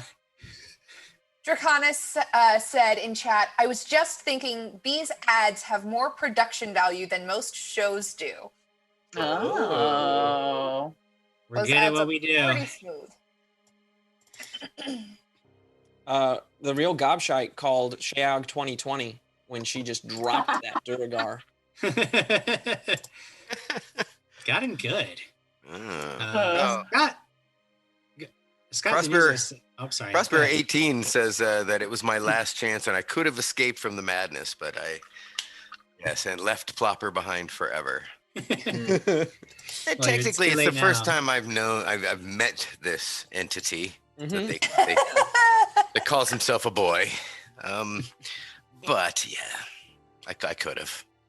But then what fun would that be? Who would eat those dwarves that were... Exactly. I got back 8 hit points from those dwarves, so that's good. I'm actually really upset about that because I'm out of healing and can no longer heal, and you can just eat whatever we kill and heal. Yeah. I'm really upset about that. I need to, but here's the kicker, Jamie, is that as soon as I hit 0 in my hit points, I die. Well, we all make choices, don't we? We do. I just always wonder what it must feel like to be like Nathan and build characters that actually have significant value to a party. Hey, you know what? Guess we'll Not never my know, fellow Discord character, but these characters, they do stuff. It looks like we're 81 followers away from 3,000 followers on Twitch. Dang. What? That's a lot of followers. Dang. 3,000 followers. The 3,000 followers should get some sort of treasure. What? That's incredible. It's so Wayne has so much treasure. It's literally a treasure chest. He's got just so much It's a treasure at his disposal at all times. No, it's a chest. It's a trove. chest. Do you think he just has a drawer that he opens with coins in it? Most people do. I mean, that'd be pretty cool. I Scrooge McDuck the crap out of this every day. Believe me. I've always wanted this. But yes, these are coins from Rare Elements Foundry, Shire Postmate, campaign coins, and Norse Foundry.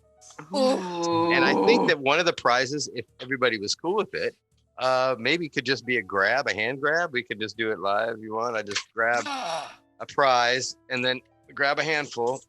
What? What's ever in my hand, you will get.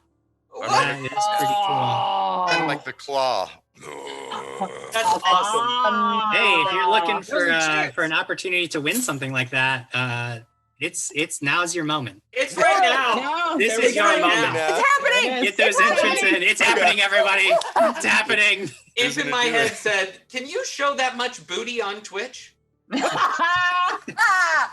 That is a winning comment right there. We are well within the terms of service. Oh, and some of the I'm just coins. gonna text my wife to really quick jump in the chat. Black dragon coin. Oh, very nice. We've got coins from Lord of the Rings, Wheel of Time. Got coins from Conan the Barbarian. Oh my gosh! We've got coins. You never know what you're gonna get in here now. I think this is a campaign coins. Wow. So cool. Oh my god, those are So, amazing. the next prize we'll get a big old scoop and oh boy, that's a lot of coins. That is a hefty Wow. amount. That's treasure. a chunk Ooh. of change. Oh boy. Oh, Gosh. How about that? That's like 1 million coins. yes. Yeah. Yeah, you know what? So- I a ton of agree with coins. you on that one. There we Oh, go. wow. I'm gonna put that in a bag like this, and then we're gonna put it in an extra big box, and then you're gonna get it. 30 more seconds, everybody. Get it in, get it in. Hurry! Your hashtags in. Hashtags. Hashtag them in. Type. If you hashtag and you know it, you could win. If you hashtag and you know it, you could win. If you hashtag and you know it, then you get a bunch of coins. If you Hold hashtag it. you do it, you win. I'm so Lost the none of our rhythms claps there, were Nathan. actually together. Watching them, it's like, grr, grr, grr. Oh boy. Goodness. All right, you crazy cats. Okay. Let's play some Pathfinder. You have defeated and eaten your enemies. You have spotted some imprisoned kobolds in something that is like a wagon cage.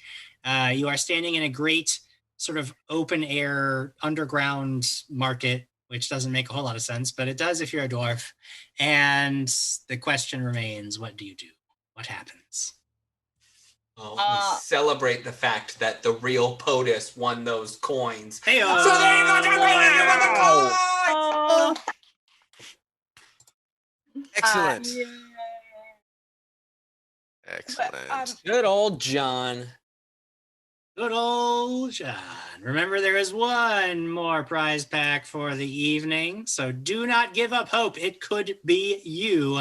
What treasures are we going to give away? Even Wayne doesn't really know right now. He's just going to make it up when we get there. While we take our turns in combat, Wayne thinks about what to give away next. Yeah. See, right? That's the way the top executive should be.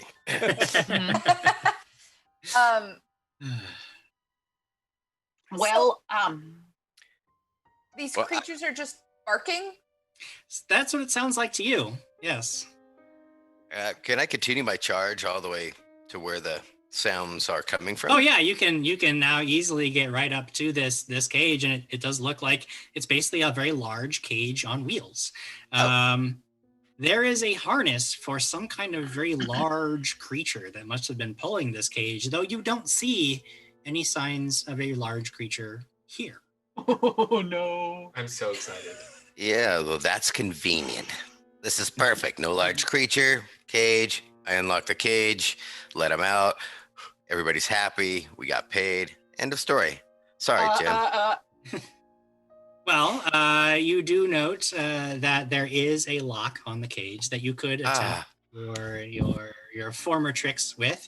As you get to work, this yipping and snarling continues. The rest of you can make no heads or tails of it. It just sounds like a really excited lizard dog talking. But Thimble, you hear the duergar took some of ours east to dig out a tomb and get something the duergar leader keeps referring to as Agathi's spite. Some of us managed to escape and ran deeper into the tunnels to the north. A hunting party has gone after them. Please, you must save them as well. They have the key to this cage, though it does appear that you are quite skilled at getting through locks yourself. How many of there are you? There are 3 currently in the cage. He says, the ones that were taken to dig out the tomb, there were 8 of them taken. The ones that escaped to the north, only 3. This is a very eloquent kobold and very factual. Yes. I'll translate to whoever's near me. Sure. Look back and I'll say, I'll tell them what happened with the duergar that took the ones to the mines, and I asked the other kobolds if they also know where these mines are. Are you familiar with where they would have taken them to go dig in these mines? Yes, there are some tunnels leading east out of this cavern that will take you to where the dig team was taken. I would say that I'm quite concerned for the lives of the ones who escaped that ran north, but at the same time, I worry that if the duergar aren't stopped before they find this Agathis spite, whatever that is, then our problems are only going to get worse. I'm not sure what you should do, but I have faith in you, comrade Thimble Ribscale. I know that whatever path you choose, you walk with courage in your heart. To the rest of you, it's just like...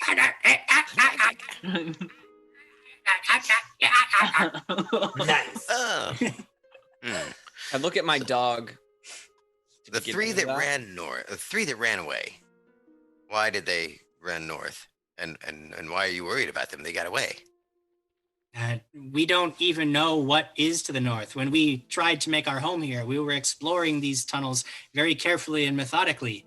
I have no idea what is to the north. They ran that way because they did not want to go back out towards the main entrance. Did you see the horrible beetle beast? No, what? So what? See, what?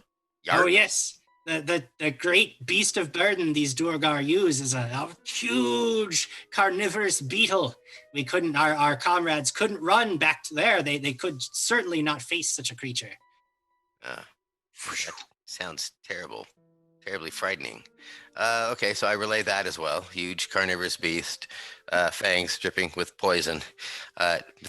He says it shoots fire out of its nostrils. Didn't know beetles had nostrils. 3 ran north, and there's 8 that are been taken there by the other duergar. They came down, and apparently, so who did the duergar? Did the other dwarves took the 8? Do they have some creature with them too? No creature, though the leader went to the dig site, and she is a tough and possessed of some magic. Oh, yes. We found that out. Okay. Jim, is there some sort of knowledge that I could roll that would help me determine what this creature is based upon the description? Based on a description, if you had a nature check, I would allow that. I do have nature. Call it. Ooh. 18. Ooh, okay. Yeah, 18. That is going to be a 14. 14. Ooh. So you're within the range, but you're not quite certain based on just the description of a giant beetle that shoots fire out of its nostrils. Like, you have no idea what he's talking about. Some kind of certainly horrific thing that you've never encountered or heard of. Definitely fire out the nose. Xiao goes and picks up her torch. Okay. And says, okay, listen, do we go deeper in here and we get the other 3? We should find, and I tell them about the some sort of elixir or some sort of magical there's some sort of magical thing that they're bringing back. We need to stop that dwarf first, probably before we go rescue the 3 that wandered off. Okay. 8 more, and then we can get rid of some more duergar, and this boy would have some more food. On the other hand, our quest from Bill was to bring them all back healthy and whole. And if the 8 are being used to dig and tunnel and mine, they're not probably in as much danger as the 3 are. Yeah. That makes sense, oddly. Yeah. I suppose. What, Harry? Yes, well, my name's Harry Plopper, and I'm You're the boy who died. Yes, and I was wondering if we should split up. No. Split the party up. No, I just I feel a presence over my head that's telling me this is a bad idea. I don't think that we should split the party. The gods have spoken. Yeah, let's probably not do that. That's not a great idea. But I think maybe we should go find the 3 first. Maybe you're right. The other ones are. Well, they're not going to kill them, right? You don't think? At least until they find whatever they're looking for. What about the ones that are here in this cage? What should we do with them? Well, are they healthy and safe enough to get out? Are you healthy and safe enough to yarp yarp? They said yes. Yes. The kobold had mentioned that the hunting party did have the key to this cage, or you also, it's just a lock like any other. If you feel skilled enough, you could always try to pick it. Oh, I would definitely be picking it while I'm, Oh, yeah. Go ahead and roll that thievery check then. Yes. Just a reminder. Wait, hey, Thimble. Just a reminder, the last time you picked a lock, the door blew up. And if the same people made the cage as has made the door, then we might have dead friends. You know? Oh, but that door was ancient and old. Besides, that wasn't me. I actually, if technically I did unlock the door. I'm not saying it didn't work. Detect magic on the lock area door. Is it magical, Jim Jam? Am I able to? Well, magic. Just find out if there is any sort of mechanical trap that might be attached. Sure. Yeah. If you want to search for a trap, just make a perception check first. All right. Perception check of 18. 18. You don't find anything that appears to be dangerous. I'll look back at Hawk. I didn't find anything. Everybody just backs away. Yep. Yeah. I'll just do By this. all means. Back it up. Yeah. Come on, you Akax, let's move. And I tell the other kobolds in there that they're scared of kobolds. So don't judge them. And I try and unlock it. For a 22. 22 is enough to get this lock popped open. But as you do, oh boy, you hear a second click as a tiny little dart comes and shoots out and stabs you right in the hand. No! And I need you to make a fortitude save. Or you die. Or you die. Hawk just kind of nods like. Yeah. Yeah. I think I think I had a technical problem with my die. I don't know if you can get your guys to kind of look at that. I got a 1 plus. You have hero points. You hero points. You hero point. can re-roll those with hero points if you'd like. I'm gonna do that. And don't forget, you have your card too. You have your card too. I have my card. I get to add. Yes. We've got edges too. You can add a +1 to your roll. But you do want to re-roll because the one makes it lower anyway. Yeah. So I got a 10 on this next roll. Okay. 10. Well, no, 17 total on that. 17 total. Do you That was want to using add hero any points. edges to it? I think you want to add edges. I think you want to add edges. I have 2 edges, so I'm gonna add an edge. Yeah. Okay. You add 1 edge. No! You Is that all you want to add? And the other one! Oh, I can use both? You can if you want, if you feel it's necessary, though you don't know the results of your roll yet. Yes. Yes, because I don't ever get to use edges. I don't play this game. What about your card? Can you add the card to it? No, that's Jim only said it for was skill skill checks or and attack rolls. Add Okay. both edges, bringing your total to a 19. You feel okay.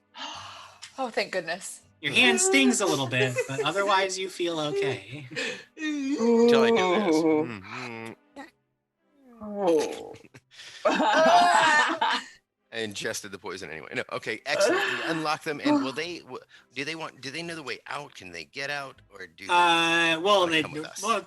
yes, thank you for releasing us. What should we do? Should we hide out here? Like, the giant beetle thing, we certainly can't fight it. If you didn't encounter it, then it must still be out there somewhere. Where should we go? What should we do? Oh, tell them where the secret entry was that we came in through. You are truly heroes. You've managed to open the secret dwarven entrance. None of us could figure out how to open the door. And of course, the rest of you. It took me a lot. Took me so long to find, but I did find it eventually, and I saved everybody that's here. They're alive, all because they almost got blown up by a fireball. But disregard them so much, and you should be able to find your way out just soon. Don't let them. Don't let the one try and eat you. Don't fall down and don't act dead. He will eat you. The kobolds thank you profusely. They rush over, grab the crossbows from the dead duergar, load them up, and begin rushing off down the tunnel towards, presumably, the hidden dwarven entrance where they will make their way to safety, leaving you all alone. What do you do? Don't forget about the rune. Never mind. They'll figure it out. The trap. Never mind. So listen, I think we should keep going looking for those three so they don't get, killed. Yeah. Yes. Yeah. So to the north. Okay. You begin making your way into the north tunnels, and you come upon a scorched patch of stone where you find 2 dead duergar lying in some rubble. Thimble. You realize that your fleeing kin may have left booby traps in their wake to thwart pursuers, which is a fairly standard kobold tactic. You hope that perhaps they've actually thinned out the enemies ahead. Harry Plopper immediately pauses, looking hungrily down at the corpses. I mean, do you guys want to spend the time allowing him to consume the people? I mean, or do you need to move on? The question is, how long ago does this look like it died? You could make a medicine check to try to find out. I'll make a medicine check. Okay. This is going to be a 9. It is a 13. I'm 4 on every single time. Difficult to say. I mean, they definitely died sometime in the last day, but it's really hard to make out. They're really scorched up, so it's hard to tell really beyond. I'll take 2 arms and be eaten while we walk. Well, now hold up. They're scorched. Doesn't that mean they're cooked? They're not raw. That's true. I mean, peel away the scorched skin. I'm sure there's still some raw meat. I just need a chunk. They're just undercooked. Like a raw steak, you just walk it through the kitchen kind of thing. I need a chunk of the flesh if the creature died within the last hour, and then So I'll take it and try and see if I gain anything. Sure. You start making your way deeper in as Harry Plopper just starts tugging and chewing at the roasted duergar arm like it was a Ren Fair turkey leg. Now, don't. I'm getting hungry now. Thanks. As you move deeper, you begin to hear. First of all, are we just using Shag's torch as the light source? I'll light a torch as well. Okay, so we got 2 torches. 2 torches in the mix. Plenty of light for the party. As you begin to hear yelps and screams of pain from up ahead, along with deep, gruff laughter that sounds like it's coming from several people. What do you do? I would like to just kind of get the group's attention and just go, shh, hey, Benray. Yes. You, me, sneak up.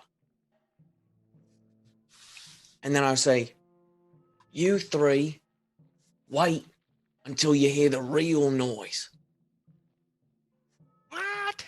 No, All right. So like the signal. Yeah. We wait for the signal. Wait, what is signal? Like the sounds of battle. More screaming and laughing. I mean, don't be too far behind us. I'm just saying we sneak up, get things started. We get the jump, and then you run in like you always do.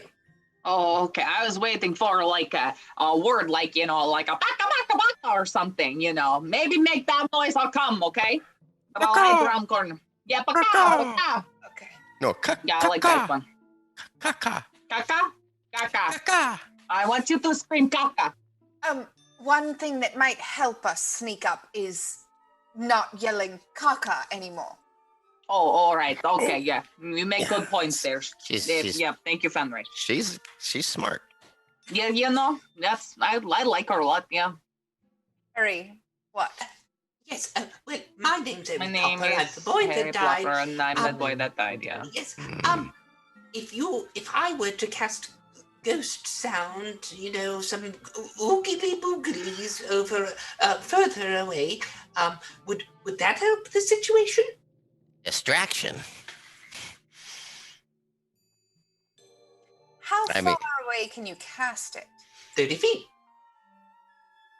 Well, here's the, Yeah.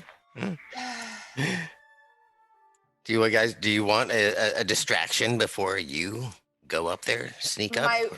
My worry mechanically is that he would have to be too close, and it would just bring more attention towards us. He would be the distraction. Yes. Yeah. Yes. Nothing was changed. That's well. I'm gonna let you all organize this. Hawk, Yeah. ghost sound or no? I mean, I don't think I need it, but you never know. Also, Harry, you save all of your actions for yeah, we need you up at the front. All right.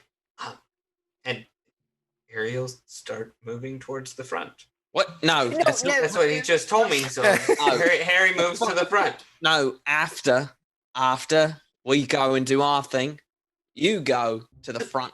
Right. Boy, these takes a long time. I know. I think they might be dead. Yeah. Let's get going, Hawk. Yeah. Let's go. And we'll stealth up. Yeah. So if they leave our vicinity, then they'll be stealth together, and then if I they roll have stealth no for light. us, okay. Oh, do they need it? They specifically are the ones who need light. Yes. Oh. Do you want my torch? We're gone. Oh. They gone. They're just wandering aimlessly in the dark. They had a I great guess plan, I but the kinda figured there would execution. be a source of light near the noise. Duergar! Yeah, you have no idea Don't where we are. worry, light. We have this under control. Yeah. You should throw a torch. 29 for my stealth. Okay. 28 for my stealth. 28 for your stealth. You guys begin moving ahead, and you realize quite quickly that you're just sort of fumbling around in the dark, and you have to wait. Your eyes adjust. Fanray, you can actually still, even at the edge of the torchlight, see a little bit further than Hawk because you have the low light vision at least. But it's getting very, very much like completely, like you can't see anything after a minute. Okay. And then you're, go ahead and tell me. Oh, I was just going to ask how far up we were. Well, torches shed light in a 20-foot radius, so you're about when you get to the edge of your ability to see, you're about 40 feet away from the group, and you cannot see any further. Okay, Hawk. Here's the thing. Yeah. I can send light ahead as far as I can get it, which is roughly 100 feet ahead of me. If I do that, and you immediately take a shot at whatever's there. Surprise. Yeah. I'll do you one better. I'll take 2 shots. All right. And Fanray will cast dancing lights up ahead of her, where she assumes the sounds would have been coming from. Okay, make a perception check then. See how close you can get it to the source of the sounds. No, I don't like it. Oh, no. Okay. Hey, dirty 20. Dirty 20, okay. And Jim, am I able to like focus in on the duergar like You can make a perception check if you want. Okay. See if you can. 19. Okay. You think you guys are. You think you know where the duergar are. You think you know what's happening up ahead, but you really can't see, so it's impossible to say. Now, Jim Jam, I got a question for you. Yeah. Would the 3 of us think that signal was the signal? truth be told, I can't tell you what you think the signal is. Only you boy. can determine such a Everyone, thing. is that the signal? What was it? What? Did they say caca? In light, they might have said caca. Oh. Light. Oh no. So, Fanry, at this point, have you cast the dancing? Yes. Okay. Oh boy. Send the dancing lights ahead. You cast it, you send them ahead, they go zooming ahead, and they actually disappear into a large room. And you don't see any duergar, but you do hear shouts of alarm and scrambling for weapons as everybody needs to roll initiative. Yeah. Now, so we all have a sense for the distance. We'll say that Fanray and Hawk, you are 30 feet away from the entrance to this room. Everybody else is 40 feet behind Fanray and Hawk. Oh my goodness. That's 70 feet for everybody who stayed back, 40 feet just to the room for Fanray and Hawk. Jim, run for initiative. I forgot to count it again, so I had an 18 on the die, which would have been real nice, but here we go. This time I'm guessing it's going to be a 16 total. No, we'll go with an 18 total. I lose an action. Oh, no. I got an 8. 8 for old Harry Plopper. That one sucks.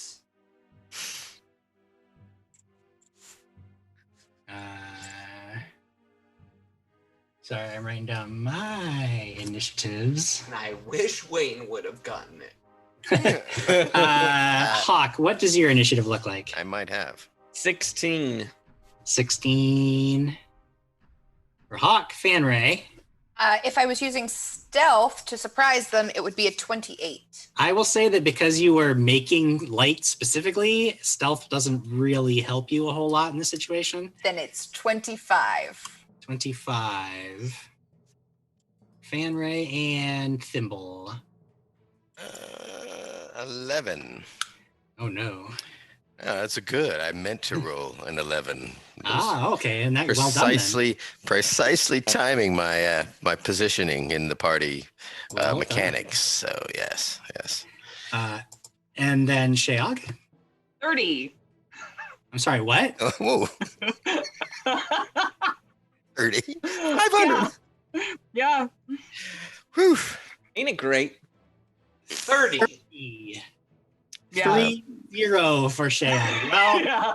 That'll never happen again. Sheog, you see some 70 feet ahead, glowing lights just appear as if by magic, because it was by magic. What do? Was it the signal? Who knows? I think Sheog absolutely has a rush of panic that covers her, and she imagines that she's heard a caca. So she says, I think that was it. That must have been a signal. So she grabs her falchion off the ground and she grabs her torch and she starts running as fast as she can to get up to them. She rushes. Now you get up to them. You can get up to them. It's 40 feet, so it would cost you 2 actions, or the lights are another 30 feet past that, so you could continue running towards the lights. What do? I run up to them, and I get to Fanray and Hawk, and I say, I saw the signal! My favorite part about what Candace just described is that here's this half-orc in the middle of like a cavernous duergar everywhere, and she set down the falchion and the torch on the ground, knowing that there was combat. But she's like, "Oh, there's combat! I gotta pick them up." I didn't tell you. I didn't tell you. Sheog sat on the ground with her legs crisscross applesauce and put her hands and was like. Well, considering you had to uncrisscross and stand up and then rush, you see that was all 3 of your actions. And that sort of will leave our good friend Sheog for the moment. Fanray, Sheog just rushes up with a torch and a falchion in hand. What do you do? Yeah, I feel like Fanray went to turn around to be like, caca! But she's already like you turn and she's literally like inches in from my your face. Yeah. Can I see? I can't see into the room yet. I don't see anything happening. I mean, yeah, you see the entrance to the room, but like it looks like, it's difficult to see what's there really. I will move up to look into the room. Okay, first. you move up to look into the room, and what you see is a large chamber, thick with mosses, mushrooms, molds, and other underground flora. Judging from the broken remains of tools, planters, and pots, this may have well been a dwarven garden to feed the community. Now, it is inhabited by 6 figures. 5 of them are ashen-skinned dwarves in black armor. One of them is a kobold hanging from the ceiling, being he's sort of like swinging as if he was being pushed between the dwarves, like they were playing a cruel game of tetherball with him. But now the dwarves have all turned towards the light and are shouting and grabbing weapons and getting ready to kill you. Again, it was 30 feet to get to that point, so you still have 2 actions left. Cool. How far away is the closest dwarf? 20 feet. I'll move up 10 more feet and chuck a dagger at his head. Okay. You close half the distance and chuck a dagger. Just lining up my shot. That is a 22. That will hit. Yes! Okie dokie. 3 points of damage. 3 points of damage at this dwarven warrior who looks like he was considering the crossbow at his side, but now realizes that you've already decided to get up close and personal. After that, it is my turn. The first of my turns. Oh no. One of these dwarves doesn't look like he's got the same heavy type of armor that his companions have. Uh-oh. And rather than grab a weapon, he actually grabs a flask right off a bandolier at his chest, grabs it, throws something in it, shakes it up real fast, and just whips it at your face, Fan Ray. And here comes the attack. That's it. That's Krusty Dumps' That nemesis. is a bad roll, but luckily, I have hero points. So I use them and reroll my attack. That is a worse outcome, so I will use my second hero point to reroll, and Just hopefully in this case, isn't a trend. I'm gonna sink it. Smart. Okay, you're gonna sink it. I got you. Smart. Me too. Yeah, you me double too. sunk. So many sinks. Okay, with the 2 sinks, I'm at a 19 to hit. That matches. Wait, Then I sink you. No. There were 3 sinks, Jim Jam. Yeah. Yeah. I thought Candace had said she sunk. Fine, She's then I'm got it adding an while Ben edge was to talking. outweigh one of the sinks and hit anyway. Gosh, you guys, stop it. I'm hitting. The flask hits your chest, shatters in a bloom of blue fire. Oh, And that's you are cool. going to take It's a nice look. 3 points of fire damage. Now you can see. As soon as he does that, he waves, he makes a weird gesture with his hands and chants something under his breath and then disappears completely. Oh, boy. It is now Hawk's turn. Hawk is going to move up the 30 feet. Okay. And as he's kind of like taking in the duergar, are there any others that don't have that kind of like bigger armor on them? No, you only see. Okay.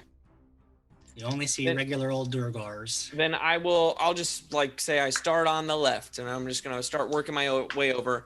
So I've moved up, which is 1 action. Okay. I'm going to hunt prey on the guy farthest on the left. That's another action. Okay. And then I'm going to take a hunted shot and take 2 quick shots against him. Okie dokie. How's that? Wow. Hawk is the anti-Harry Plopper. Meaning I have no actions. He's got far too many. Yeah, and I don't think I'm gonna get it. Let's see, with a 17 on the first one. 17 is a hit. Ooh! Oh, nice. Okay, so that's 1 hit, and then on Don't forget you have edges. Oh, that's right. I have the edges. I have 2 edges. I'm Shayog now.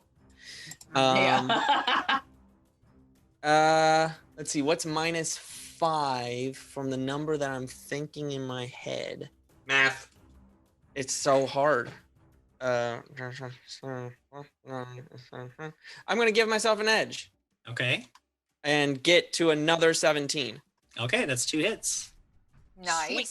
Nice. Okay, so that will be 3d8s of damage.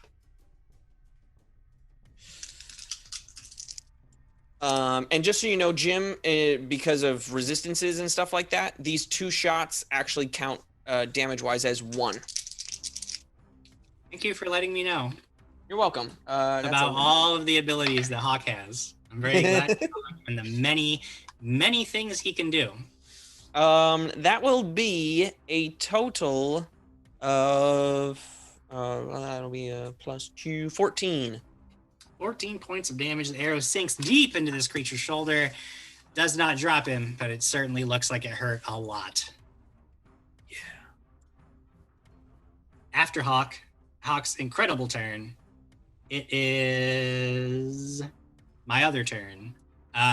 These dwarves that were caught a little bit flat-footed all begin waving and chanting, and all 4 of them disappear. You hear shuffling of armor, you hear movement all around you, but you have no idea where these creatures have gone or what they're up to. All become invisible, and it is Thimble's turn.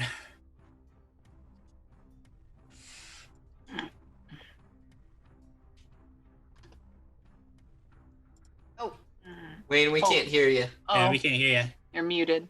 But I think it was hilarious. Yeah, it most definitely was. Mm-hmm. Are you? Did you sit on? Are you muted through Zoom? Muted through the call. No. I don't know. You act it out, and I'll interpret what you do. Yeah. It's charades. Yeah. Okay. Pathfinder charades edition. Okay. Oh, no sweat, no problem. No sweat. You know what? There's no bad guys here, so I'm gonna walk up and there's nobody. So I'm just gonna look, and I'll look at the sky. The person swinging. Take down the volleyball. Take down the volleyball creature. Yeah. I'm gonna take down the.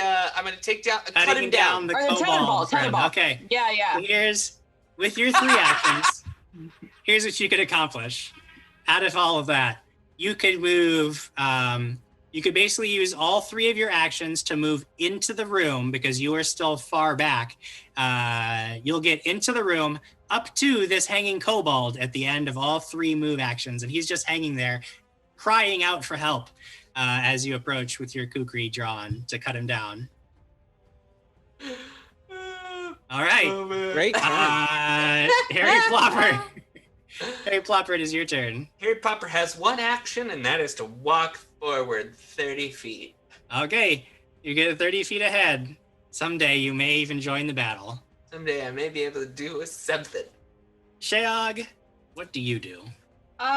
Can Thimble reach the tetherball creature? Yeah, he can. You're still back in the tunnel, though.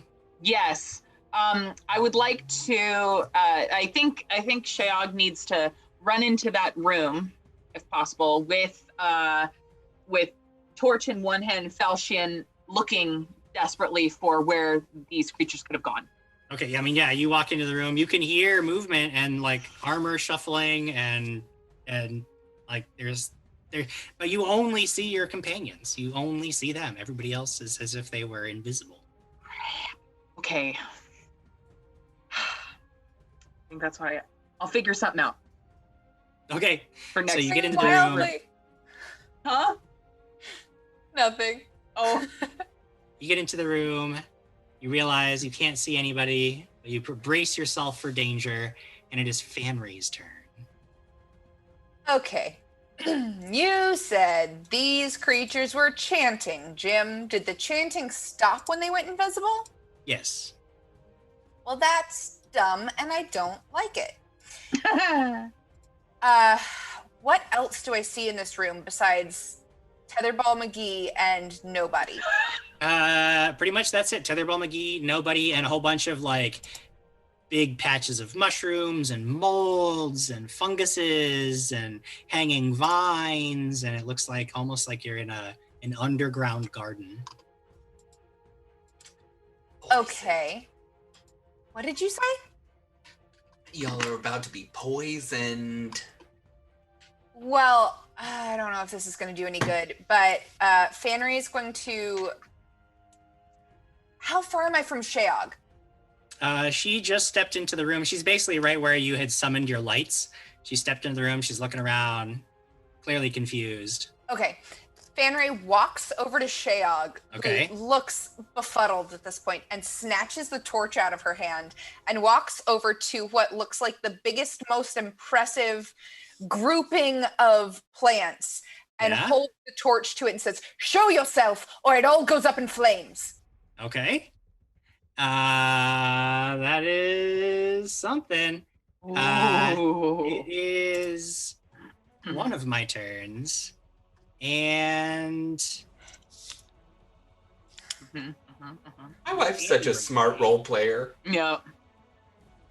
Fanray, you are standing there holding this torch, and something almost like it just like appears out of nowhere and then arcs through the air and comes sailing down right at your head. It's like this weird waxy packet of paper. And it tries to strike you. This is going to be a total of 23 to hit. Yeah, that hits. So it strikes you and explodes in this weird sticky mass of goop that like covers you and starts gumming up your hands and your clothes, and you are immobilized. You blah blah blah blah blah. Wayne, if you haven't looked at the donation sheet in a second, you might want to, because there's a note for you in there. Okay. Actually, you take a minus 10-foot penalty to all of your speeds, so you move much slower as you are gummed up in this goop. And now, standing right where he disappeared is this dwarf, who then grabs another vial out of his bandolier and chucks it at Thimble. Oh. Oh. Can you guys hear me now? At all? Yeah. Hey, there you are. Just in time. The headset wasn't apparently. I don't know if the mute is on or off on this, but this is the camera one, so audio might be different. Okay. No, you're great. Well, we hear you pretty clear, so it sounds good. Excellent. And now that I can hear you, I would like you to tell me if a 17 hits your armor class. It does not. It does not. So this vial shatters on the ground, explodes in another burst of green flame. And that is all that duergar does. Hawk, you see one target. What do you do? Well, I'm still tracking that invisible guy because I've done this before. Okay. I've tracked invisible things. Mm-hmm. Can I try and get a bead on where he would be? You can use one action as a seek check to see if you can pinpoint where Great. that I will creature do is. that. I get a +2 to that because I'm hunting him. Okay. Seek is perception, right? Yeah. Yeah. 27. Yeah, you are pretty sure that you know exactly where this guy moved to. He actually moved real close to where Fanray was just standing. You're pretty sure that you got a beat on him. Now, in order to attack him, you still need to make a DC 10 flat check. Okay. You need 11 on the higher die. You still use your actions to attack, but if you cannot beat a DC 10 flat check, then no matter what you get on the die, it's still a miss. Gotcha. Okay. And right now is your chance to win from Dungeon Crate! Look at that. The dice check is a 14. Okay, that passes. So, I will, because flavor, he's gonna like be working very hard. So he's gonna take that hunter's aim to just make sure he's pinpointing it, which will leave him with just one more action on this hopefully very focused shot. That's a leaner. And that will be a 21 to hit. Yep, 21 hits. All right. There's that dice and that dice. 11 damage. And this one had already been pierced through with an arrow and dies, becoming invisible as its life flees its body. Oh, Hawk, you're such a good character that I love playing with and having in my games. Thanks, Jim. Boy, I have a lot of fun being here. Yeah. After that, it is the other invisible duergar's turn. You hear some shuffling, and then Fanray on either side of you. You hear the thumping and that gets progressively deeper and deeper as invisible presences very, very close to you get very, very large. And then, seeming from nowhere, 2 strikes rain down, one on either side of you. You are flat-footed because of the invisibility of your attackers, and the first one is going to hit armor class 20. Yep. Okay, so this giant mace slams into you. Oh, no. That is 8 points of bludgeoning damage, and his buddy on the other side of you. Oh, Jim, you don't have to, because I'm at 0. You're at 0. You go down in a heap. Oh no, No! His buddy was going to smash you, but sees you go down, and since he doesn't attack, then he's actually going to remain invisible and seek out a new target. Where does he go? We will find out next turn. But there is one final duergar that is actually going to strike out at Thimble. So Thimble is coming at you. That is a 19 to hit. That misses. Misses. All right. This giant duergar appears right next to you, much larger than a duergar should be. As the mace comes swinging down, you instinctively duck just in time. It goes whipping over your head, and that is their turn. So it is yours, Thimble. There's a guy right next to you that just appeared as if from nowhere. Excellent. And now Thimble finally try and gut one of these, just like his companion has. Well, not with that roll. It's kind of frightened me a bit. I'm going to be able to use a hero point and re-roll. Yes. Nice. That'll be my last one, but this will be, much better. That is a natural 16 plus, I'm going to use the curry. 25. 25 is a hit. Yay! Roll damage. All right, that would be, where is it? 6.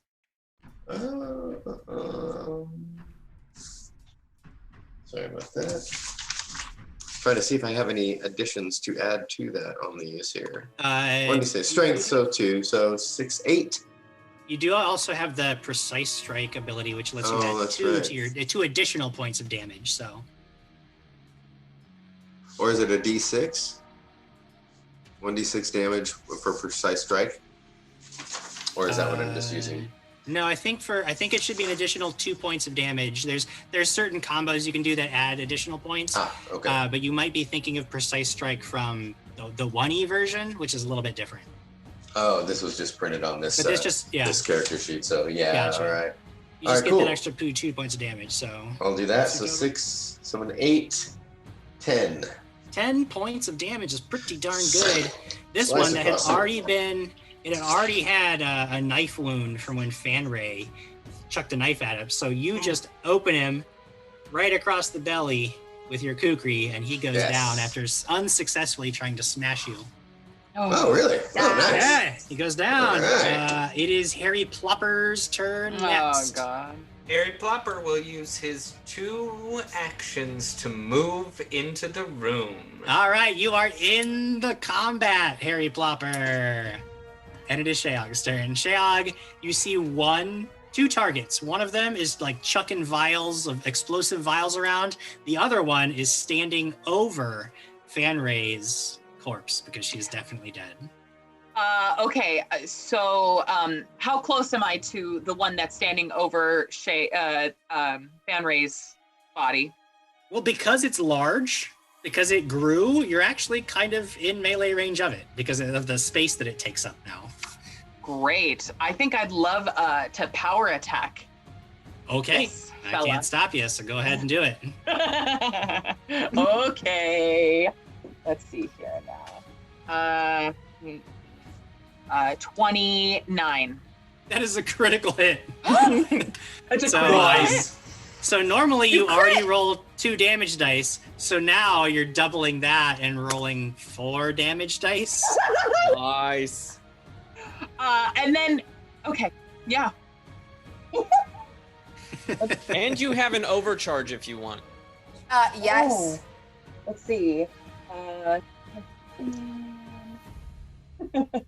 20, 22, 32, 33, 34, 35, 36, and I have an overcharge. Yeah, you too. Oh, can I add that as well? Yeah, sure. Why not? 39? 30. 39 points of damage. Points of damage. You hack this giant duergar's leg right off. And it's just bleeding from the stump as it falls over almost on top of you. But as it's falling on top of you, you just quickly step aside, but lift your falchion up in a sweeping arc that takes off his head as he falls into your blade, and the head goes tumbling away. That counts as And he 3 is separate meals. Extremely dead. And then Sheog says, "And that is what you get for messing with the Fanray, okay?" You still have an action left because it's only 2 actions to power attack. I do. How close is the fella doing the You could move up throwing to him. He's far enough. We'd have to move to him.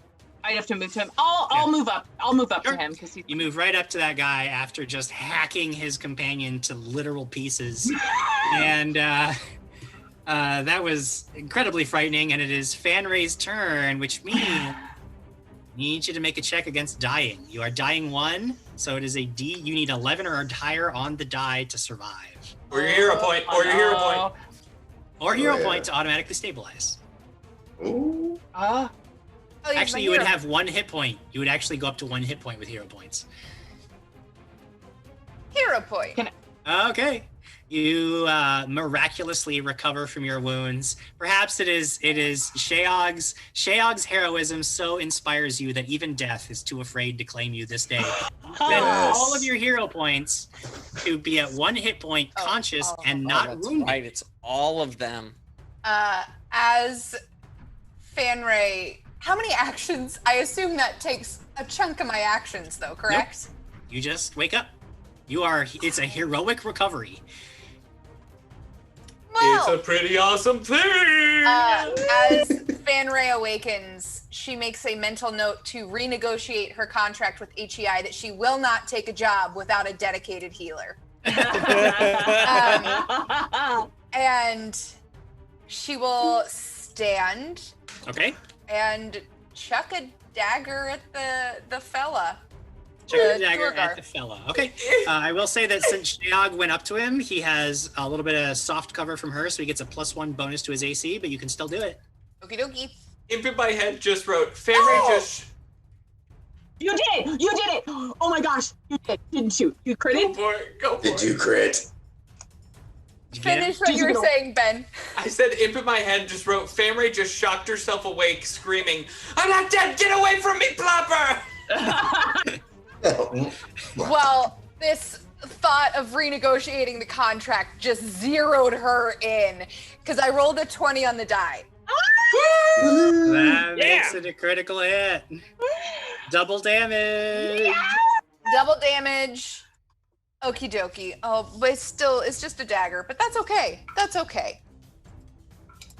That is 4 points of damage. 4 points of damage. Yeah.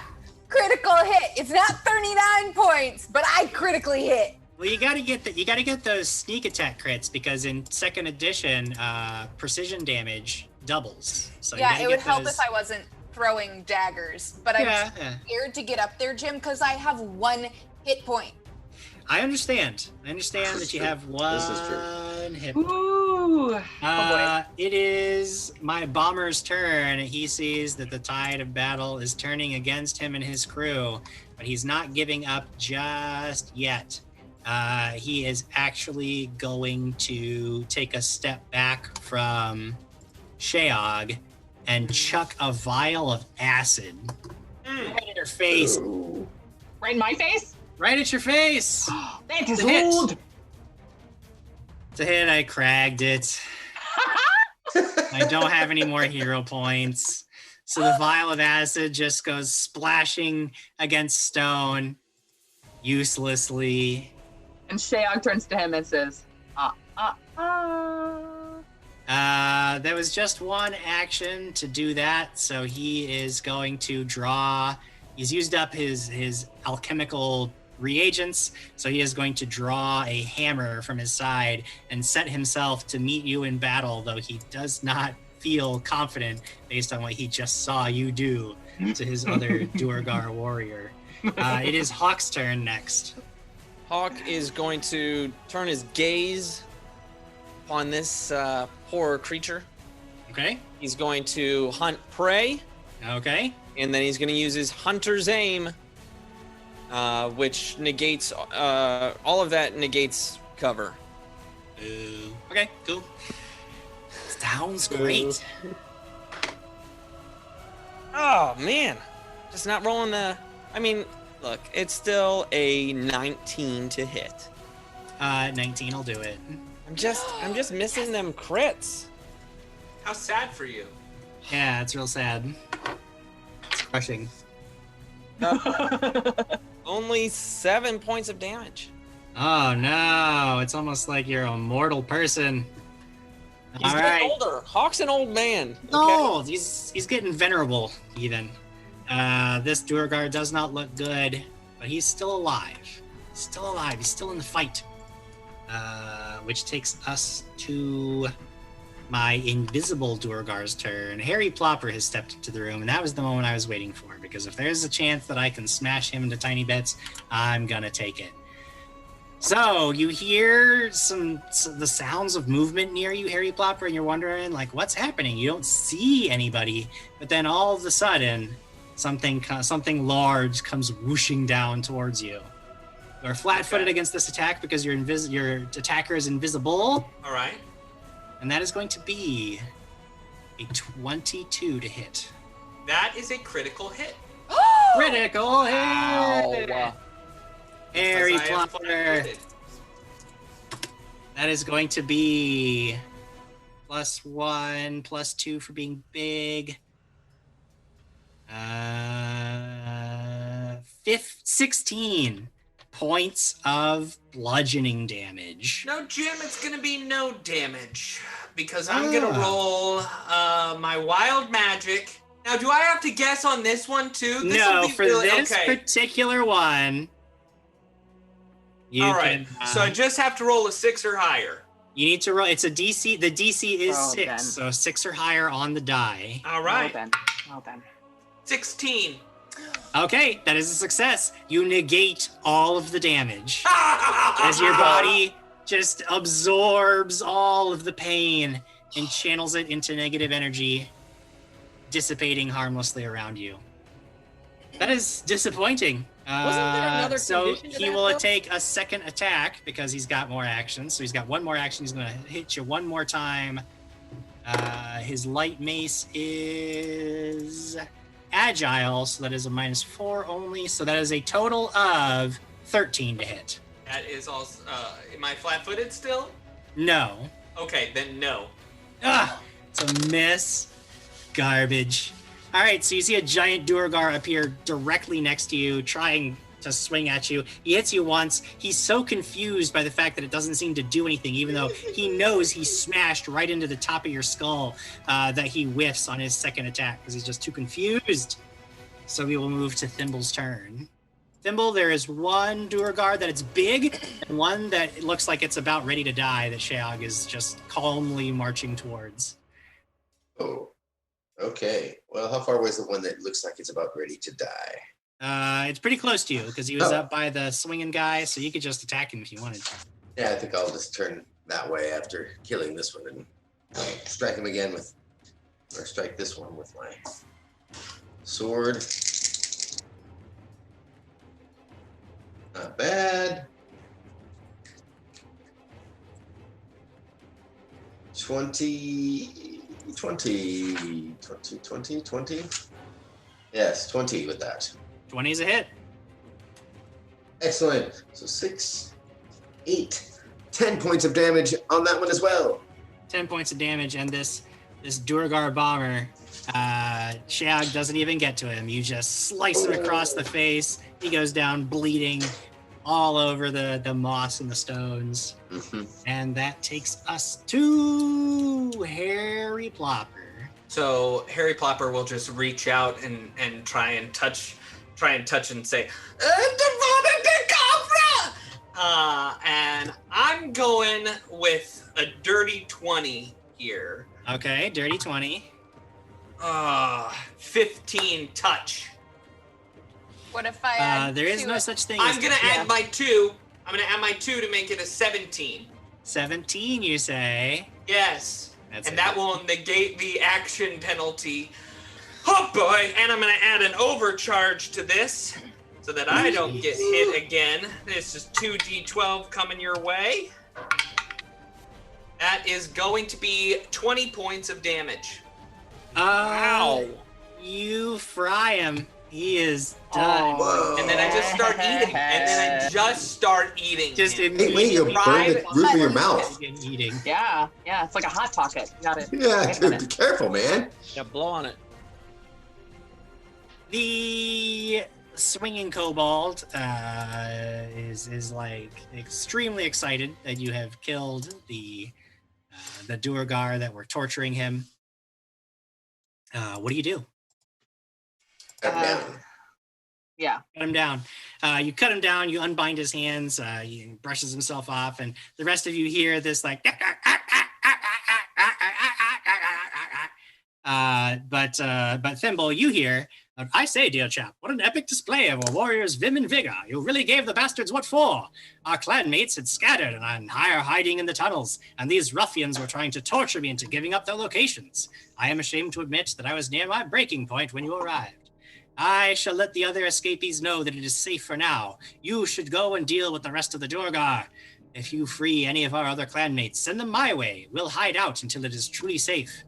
Additionally, I am somewhat of a, I don't have my tools, but I know a bit about the healing arts. If any of you or your companions need some natural medicine, I could try to scrounge something from the herbs around us, create a poultice of some sort.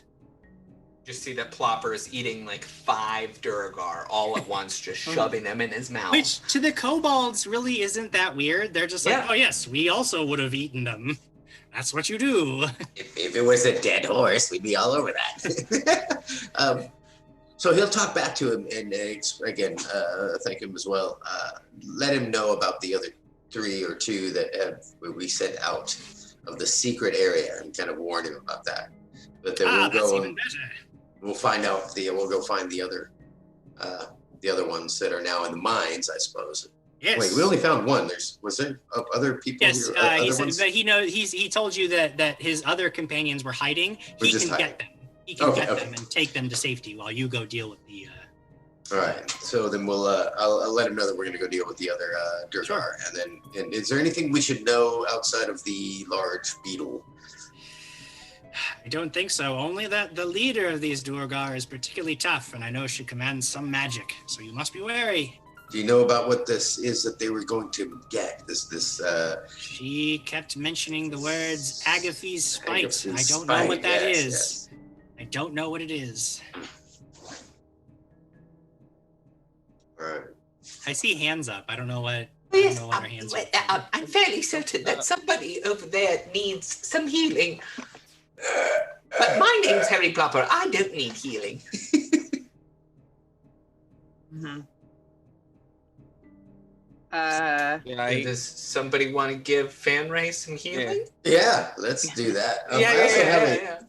So he'll explain to him that they could use some healing and try and get that going. I also have a couple of elixir of lives too. Oh, okay. Throw you one. So the kobold begins like scrounging around, picking through the mushrooms and the mosses and molds, and he selects a few and begins like mashing them up, and eventually he comes over to you, Fanray, and just begins like tending to your wounds. And can I help him in this? Can I aid him? I mean, you sort of seem to understand what he's doing. You know that it would probably be better. There's probably not a lot you can do to really help him. In either case, he's successful. So he heals Fanray. He tends her wounds, and she recovers 10 hit points. Thanks to the kobold's administrations. He does seem to be quite a skilled healer. He seems to know his way around a poultice or two. So you regain 10 hit points on top of whatever from the elixirs of life. And I get an elixir of life from you? Yes, Simple? from me. Awesome. Yes. Thank you. Harry will offer part of the duergar, but I don't know if it'll do any. No, thank you. All right, shall we go find this leader? Yes. Yeah. I think so. We better head out quickly. Hey. You make your way back towards the room with the waterfall. You can see that it is now empty since the kobolds had moved out the secret dwarven entrance that you guys opened as an escape route for everybody. As you're moving along now towards the east, you look on the wall and you see a collection of runes surprisingly in common that say the real POTUS has gifted a sub to Ozark Howard. Oh, wow. Aww. It's very strange to find such inscription in the midst of dwarven ruins, but you know they live in a weird fantasy world. So Ozark Howler was the winner of the 3rd Dungeon Crate giveaway. So Ozark Howler. Very congratulations. Nice. That's like a double win. You get a subscription and a prize pack. Ooh. It might have to include. These guys are so cool. I feel like we all need those in our lives right now. I think so. It's just gonna get wet and tear filled. Why? As you are moving deeper and deeper, following the Duergar's trail, hoping to find the site of this little dig that everybody has been talking about, you hear up ahead the sound of a tremendous blast of force. So intense that you actually feel the stones around you shake as dust descends from the ceiling. What do you do? Well, they're dead. Let's go home. Yeah, that's it for me. I'm out. We must go find out what made all that noise and racket. No, come back, Thimble. No. All right. What, Harry? What? Oh, yes, well. My name is Harry Plopper, and I am the boy. Yeah. Yes, that. But I was saying I'm feeling fairly invincible right now, so I'm going to go forward. And he just starts walking forward because Jim, I have to get ahead of this group because I can't come into combat 4 rounds into it. I'm getting up there. I'm going to be the first one in there. Okay. Harry Plopper begins shuffling faster than you've ever seen him shuffle before. Oh, dear. Trying to stay ahead of you as he just like hurries forward. I'm okay with letting him go ahead. Let's let him go ahead. Let's let him go first. I'm all right with it. Shayog is on his tail. All right, you all go rushing ahead to find out what made the source of this blast, and you come upon a terrible scene. You see a large chamber strewn with rubble. You see the corpses of Duergar lying everywhere. You see some kobolds are like desperately like backed up against one of the far walls, and they are currently threatened by a large it looks like it's made entirely of bones, but it has like a snake-like appearance. It's like a snake made of bones, with a huge fanged jaw, and it is like swaying in front of these kobolds. There is a second one of these creatures that is biting into the neck of one of the duergar who is still alive, but the duergar is just like it's still alive. You can see her eyes are still open as this thing is like biting into her neck, but she's not moving. Not a muscle, not a twitch in pain, not a cry, not even a blink, as this thing just bites and bites and bites and kills her before rising, blood dripping from its fangs, and looking at the group of you rushing into the fray. And it is time to roll initiative again. Oh, no. Call your shot, Ben. Oh boy, I'm gonna say a good old 16. Yeah. Okay, 13. Whew. 13 is Harry Plopper. Crisis GTV says production value is amazing. Thank you so much. We have our very own Hatless Wizard to thank for all of that. Yes. He works tirelessly round the clock to make all the graphics and make this show look as pretty as it does. He makes them for like all of them. the Dat Network shows too, not just this one. And they look good. You should see what it looks like when I'm not wearing this filter. Yes. It helped a lot. So good. Hawk, what did you get? 22. 22 for Hawk. Fan Ray? 15. 15 for Fan Ray. Thimble? 11. 11 for Thimble. Shayog? Dirty 20. Dirty 20.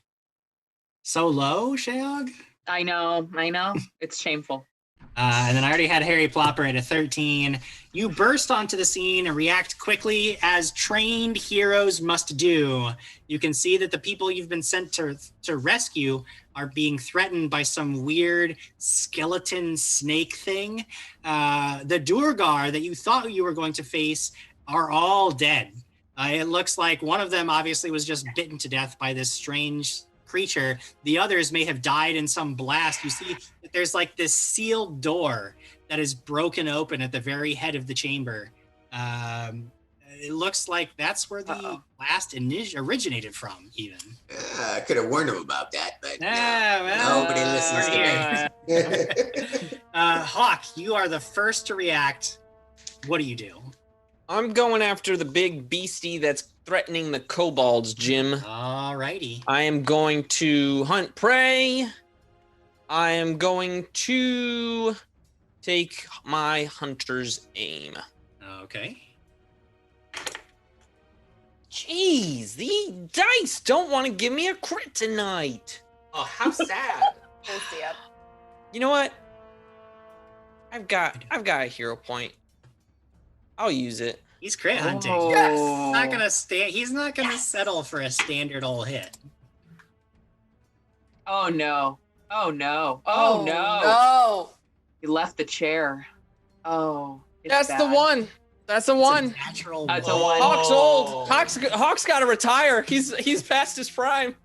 You take aim as this thing like rises up like a cobra, and your arrow goes through the bones, like the rib bones that make up most of its body, and strike right through the throat of one of the kobold miners. You killed a kobold! I didn't kill it. I just shot him in the throat. He's dead. We said we were returning them whole. There is Hawk literally does. a hole in him. Hawk does like 55 damage like he always does. Hold and up. Kills the kobold. I'll roll it like a crit. It's No, it's okay. I got you, Hawk. No. We already figured out how much damage you dealt. No worries. That was how many actions? all of them. All right, Shayog. How far away is this creature? 60 feet to the one that is munching on a duergar. A total of 90 feet towards the one that Hawk just missed. Okay, we're gonna go to the muncher. All right, you rush right up to this giant Right up skeleton cobra. right up to him. And we'll try a power attack. All right, it's 2 actions to move 60 feet. And then Oh no, it's 2 actions to do that. Then we're just gonna hit. We're just gonna try to hit it. Just a regular hit. Yeah, it's a real shame. Oh dear. Okay. I did it. I got a natural 20. I cannot believe I just did that. Yes. Good for you. Oh yeah. Okay. Okay. Let's see here.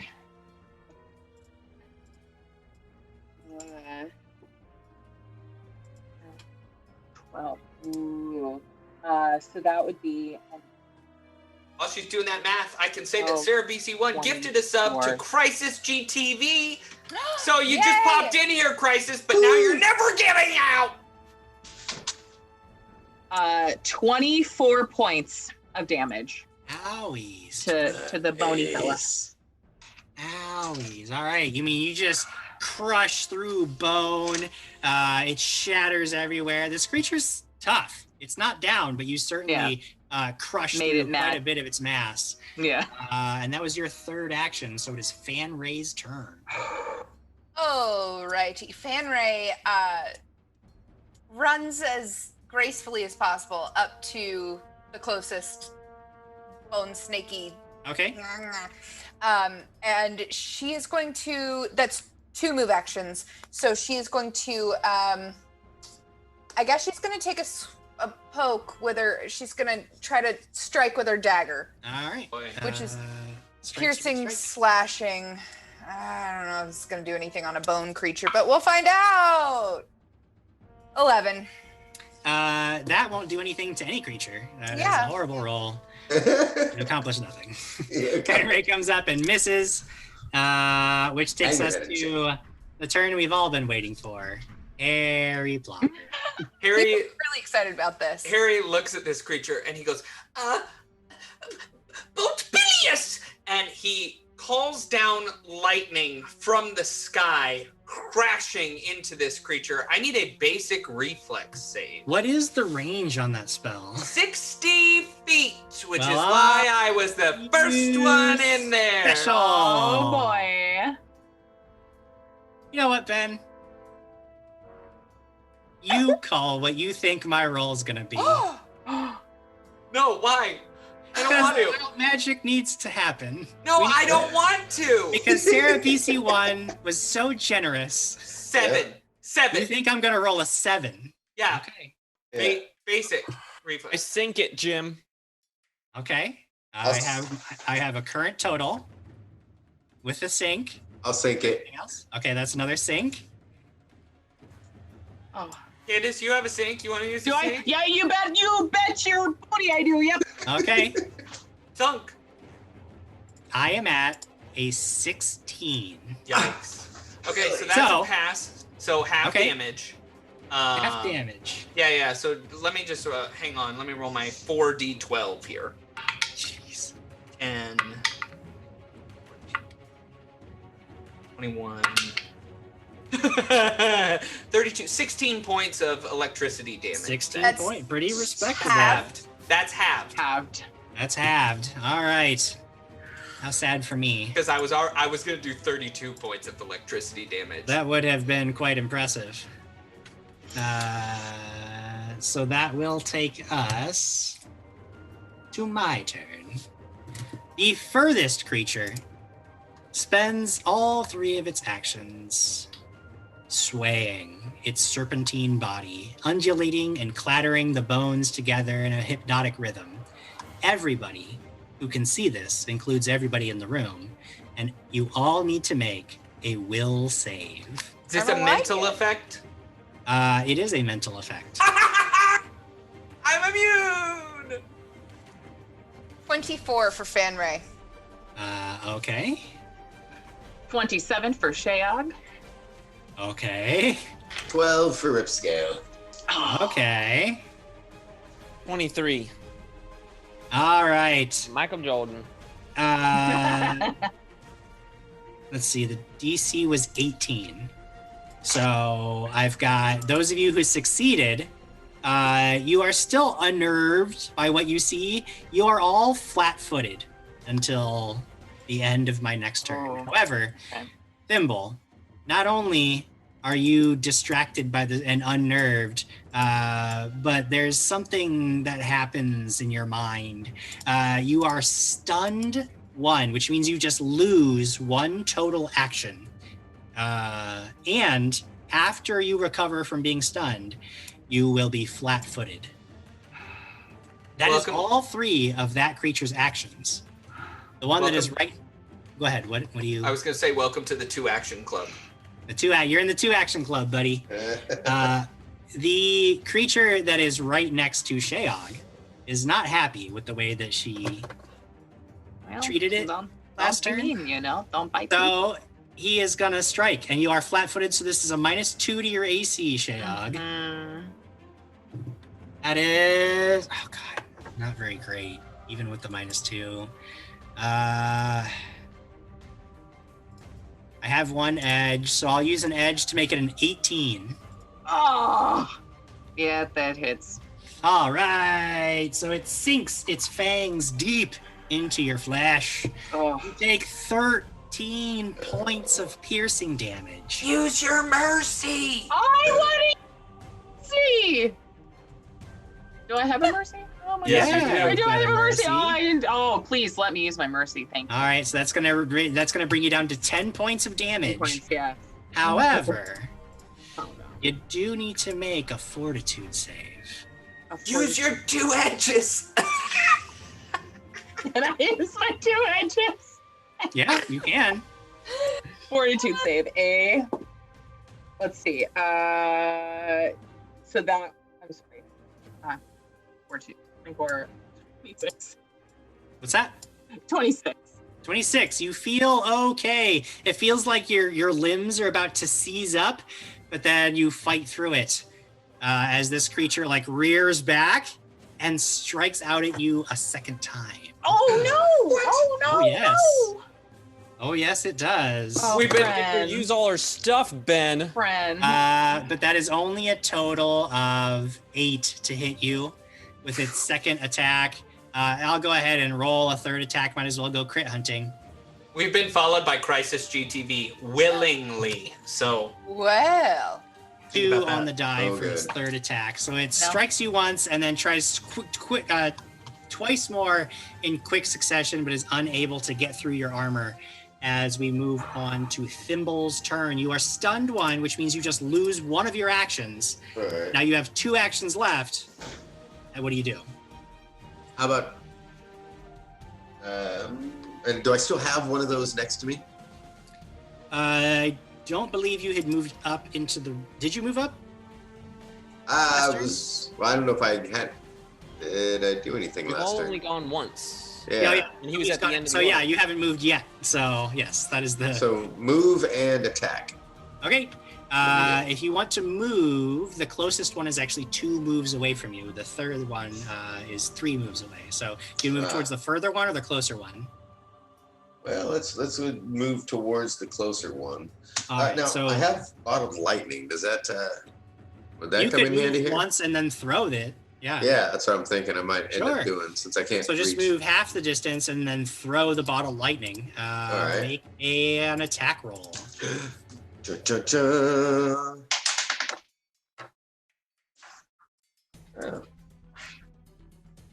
That would be a. What am I doing? Add a dexterity? Yes. Not great. 13. It is a miss. This lightning bottle just goes sailing through the air, shatters on the ground. A burst of electricity comes shooting out harmlessly everywhere. But it was still a good use of the turn. We move to the top of round 2, and it is Hawk's turn. So Flava, Hawk is gonna willingly give up one of his actions, and just like shocked at what is happening. He's hurt by the fact that he hurt the people he was trying to save. But then he's going to use his other 2 actions to try and hit that creepy rattling one that he's been focused on. All right. So Should use my deck card. 17. 17 is a miss. Ooh. Nice, my friend. That's it. That's All Hawk's turn right. then. Shayog. Shayog, Got hurt. Yes. Shayog is a little irritated. Understandably. So we're gonna the creature is still right in front of me. Oh, right? yeah. Yeah. Okay. All right. We're gonna try to power attack. Ooh, we're gonna use our reroll. Good call. Good call. Let's see here now. Oh, that's better. So that'll be a 26. 26 is a hit. Okay. I'm here, friends. Right. 16. What was it? 16, 17, 18, 19, 21, 22 points. This damage. one that had already been severely beaten up takes 22 points of damage and just explodes in a shower of bones and dust, falling apart, clattering to the ground. Yes. Yeah, we did it! That was 2 actions. You still technically have 1 action left. What are you gonna do? Where is the next one? 30 feet away? Yeah, you could use 1 action to just get right up to it if you wanted. I'm gonna get right up to it. You get right 'Cause up why to not? it. All right. Why not? You get right up to it. All right. And it is Fan Ray's turn. Okay, I think I have to spend my first action getting to the other one. Yes. Okay, so I will do that. And then I will use my twin feint, hopefully. So my first action will be with my dagger. Not gonna do it with the 2 on the die. And that's a 7 total. So the twin feint does not work, but I will, why not? I'm here. I'll take a stabby stab with my rapier. Sure. And that's really not gonna do it. So, I'm afraid of dying. You had a near-death experience. You're probably a little off your game. It's in your head a little. I should break up the contract. It's not even dying. It's the knowledge that if you died for real, Harry Plopper would eat you, and that's just too much to bear. No, I got to full health with the 5 duergar. He would probably still eat you. Harry Plopper, speaking of terrible characters that eat other dead things, it is your turn. So Jim Jam, do I lose 1 action because I didn't guess your roll? No, it's okay. I won't be that mean. that was cruelty beyond my. Yeah, he's nice now. Because he's nice now, yeah. He's nice. Well, Nice now. I am going to move 55 feet and be 5 feet away from this thing, and then look up at it and just come here, you ruffian. I'm the boy who died. When did he become an 87-year-old man? Okay. He might moved be right up next to this thing 87. and taunt You him. don't know. He's died 48 times. It is this creature's turn. It sees Shayal, it is Harry Plopper, and it sees Fan Ray. I'll roll a die to randomly determine which person it's going to attack. Come on. Come on. It is a 4, so Shayog. Yeah. Oh. Shayog, you're getting the brunt of its wrath as it lunges towards you. I know. Now you are I still know. flat-footed until the end of this creature's turn. Yeah. So this is still a -2 to your armor class. Its first attack, as it strikes with its viper-like fangs, is going to hit armor class 26. Yeah. And at a 26, it deals 11 points of piercing damage. And you've got to make a fortitude save. Easy peasy. That'd be 25. 25. Okay, you still feeling okay. It has 2 more actions, so it's going to lunge and sink its fangs into you one more time with a 15 total. No! That misses. And then, because Harry Plopper taunted it, it will use its last action, its final attack, to go crit hunting against our boy wizard. Now I'm 5 feet away. You got reach? You said you wanted to get right up next to this. I said 55, not 60. I was very careful. Fine, then I'll just kill Shayog. I guess you're right. I guess all I can do is kill Shayog. I tried to help you out, Shayog. I didn't want to just mercilessly. Shayog picks up Harry Plopper But and Harry throws Plopper him. said no. Throws him at the creature. And that is a natural 19. Oh. I don't have a bonus to this, so it's just 19. It's definitely not a crit, but it's definitely going to hit you. I have a mercy point. Does that do anything? Mercy will reduce damage by 3. So yeah, you can share it with her if you want. I will. Oh, thank you. Okay, so that is actually going to take my 6 damage down to 3 damage. Oh, thank you. Fangs pierce her flesh once more. 3 points of damage, but still a fortitude save. I'm going to give you 2 edges. Thank you. Okay, so that will be a 26. All right, you are okay. Oh, thank you. This creature Thank you, has thank you. tried its best. Its best wasn't good enough. It is Thimble's turn. Yes. All right. Well, Thimble this time, I think is flat-footed, right? So I need to. No longer flat-footed. It was only flat-footed to the end of its next turn. Its next turn came. Nobody is flat-footed anymore. I'm running up to this thing, and I'm gonna come down on it with a Kukuri strike. All right. Oh, and that's probably one of the better rolls I've had tonight. 60. I'm also going to use the +4 to attack from the deck. Oh, yeah. That'll do it. So Yeah. that's going to be a 29 to hit. Oh, you hit it! You got it! 29 is a critical hit, my friend. Oh, is it? Oh, I didn't know. All right, sweet. Woo! And so what do I roll for that now? You roll 2 damage dice, and you double anything that you would add to the damage. So. Oh, really? Oh, nice. So that'd be 4. Get it. Yeah, that would be so skill or attack. Oh, all right. So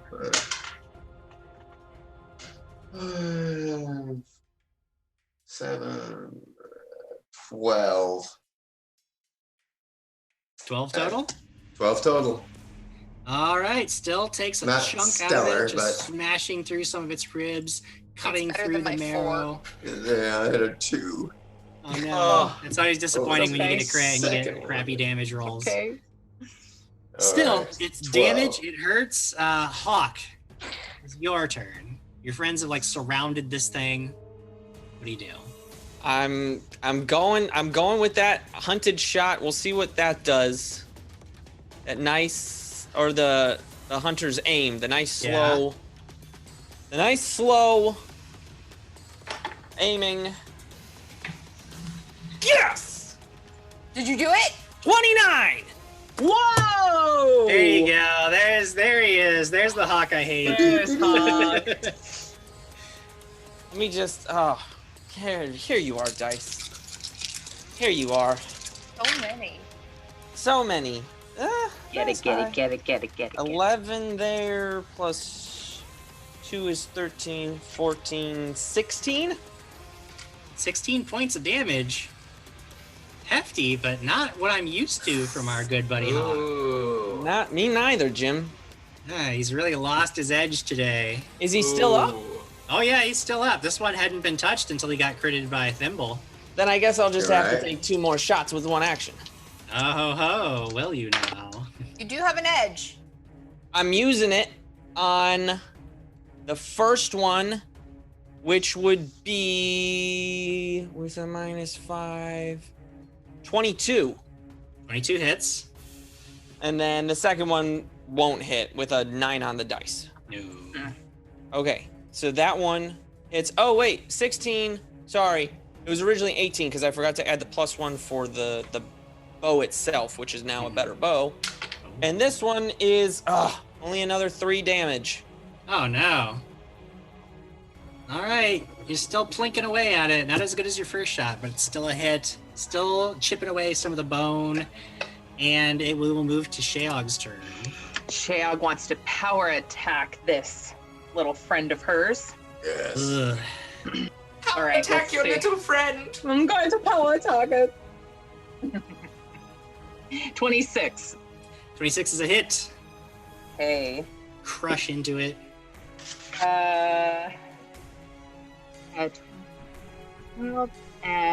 So 20 points.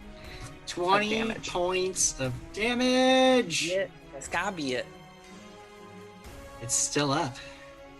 Can I try to hit it just a regular hit? You can. This a power attack counts as 2 strikes. 2. So this one is at your. This one is as if it were the 3rd hit. So it's a minus 10. Unless you're agile, then it's minus 8. Be here now. Oh, 16. 16's not gonna do Darn. it. Fanray. Okay. Is ganged up on this creature. Your friends are just smashing it left and right. How hard would it be to get into a flanking position? With the way that your companions are arranged, you could do it just shifting over 1 action to shift, and you could be in a flanking position. Beautiful. Fanray just slides over, and she's going to take an attack with her rapier. All right, it is flat-footed to you. Okay. That is a 19. That hits. Okay. We found it. First off, We found it. 6 points plus sneak attack, Yeah. which is another 6 points, so 12 total. 12 points of damage.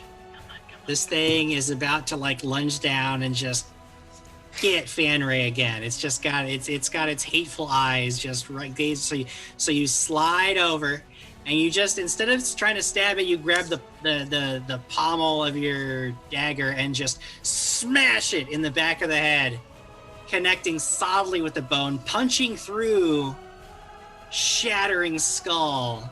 Nice. And collapses. Dead! You did it, Fanray. You did it. You did it! With the death of this horrible monstrosity, you have killed all of the challenges here. The kobolds, the ones that weren't slain cruelly by Hawk the Destroyer, Accidentally. are grateful to be rescued. They carry their fallen companion out after you tell them about the secret dwarven door that you opened. They have a little funeral procession with their companion carried high right past Hawk, all shooting horrible, hateful glares in his direction as they leave this chamber. They pluck the arrow out and throw it down at your feet, Hawk, as they pass. I thought they brought a healer. But after that, you're left alone for a moment. I'm sure that Harry Plopper munches on some dead duergar. Didn't need to, but I will. But I'm sure you did. It's probably just for fun at this point. You realize that what the duergar were after, they had broken into some kind of tomb, guarded by these horrible snake-like monstrosities. And as you enter the tomb, you see that atop a stone table is an ancient battle axe, and in dwarven runes you see that it is marked as Agathi's Spite. You also see that lying next to Agathi's Spite is a crown that is certainly worth a hefty amount of gold. So you take all that, you make your way out of this ancient dwarven city and back towards the city of Kavalosha, having fulfilled the terms of your contract. When you return to the city and make your reports to the administrator, Lakaya, she is quite pleased to hear of your success. You are all paid the contracted fee of 10 gold crowns apiece. And after you turn in the crown and the ancient dwarven relic that you were given, the scholars are so pleased to have recovered such a historical piece of ancient dwarven society that they award you a bonus of 5 gold pieces each. So you'll each be cleaning up with 15 gold pieces for this mission. You have succeeded, and the kobolds forever hate Hawk for cruelly slaying one of their own. But either way, it was all a successful mission, and that is the end of our adventure for tonight. Yay! You did it! That was fantastic. Right at the end there, so Sarah fun. VC1 gifted to Rogar the Red Wolf. So thank you, Sarah. Thank you, Sarah. Thank you. Crushing it. Sarah is awesome. She's one of our Mhm. top long-time subscribers. So hello, I'd love to say hi to her. You know what? I actually think Sarah found us through Dungeon Crate back like long ago when you sent out maybe. some. But she actually found us through that. So we have both. We have you to thank for bringing Sarah to us. Yeah. Connector, I'm a connector. Yeah, no, that's it's fun to see everybody's name on there. Yeah, we can spend our final moments talking with the chat. See if you guys have anything to say. Thanks for sticking with us. Sorry we ran over time on this one, but this was They wanted to see a dragons. longer adventure. So So there's my dragon. There we Nice. go. there you go. Oh, wow. I made him Nice. Wow. out of He's so paper mache cute. and Fimo. You can't barely see him, but yeah. So many dragons here. So there you go. There's your dragons. No, you guys can have the things. You can show the things. Oh, man. My head earlier said, this giant tries to kill this creepy little kid. Mighty cleave, nothing. Back to creepy kid just smiling up at him. Yeah. The real gobshite said, I want Shayog to read me a book, and it's Lucas Martinez has requested Good Night Moon. That would be a good one. So I'm gonna make that happen. We should put that in our mid show at some point. You reading Good Moon as Shayon. Oh boy, That'd be a good one.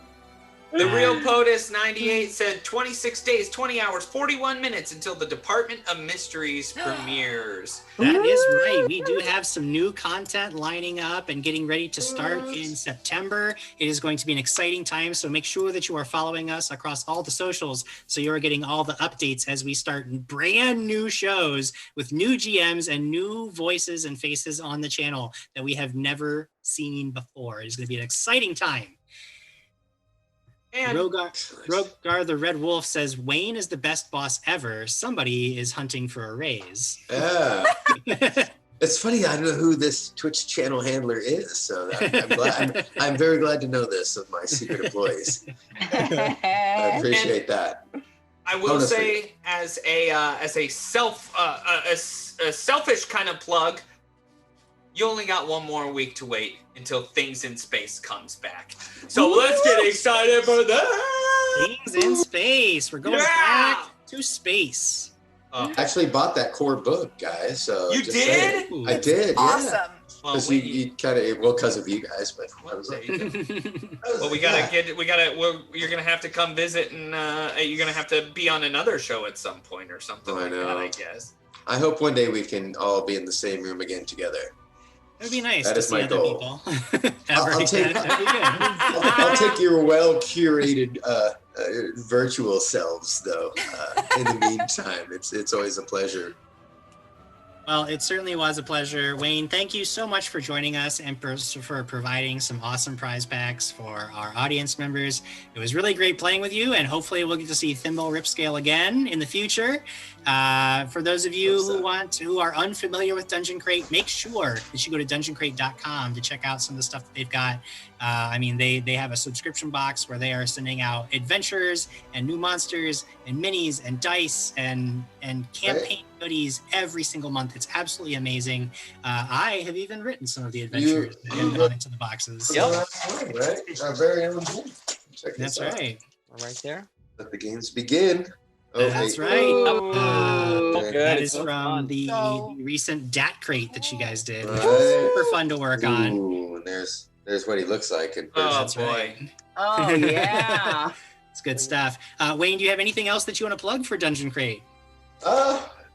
Actually, no. Just thanks for supporting Dungeon Crate. We're again a small business, and we're super glad to be providing treasures for everybody around the world. And at this time, go check us out. If you do want to sign up, you got to sign up by the 4th to get the current month. But otherwise, I have now I have like 2 days left to kind of dig in and put together some awesome prize packages for a couple people.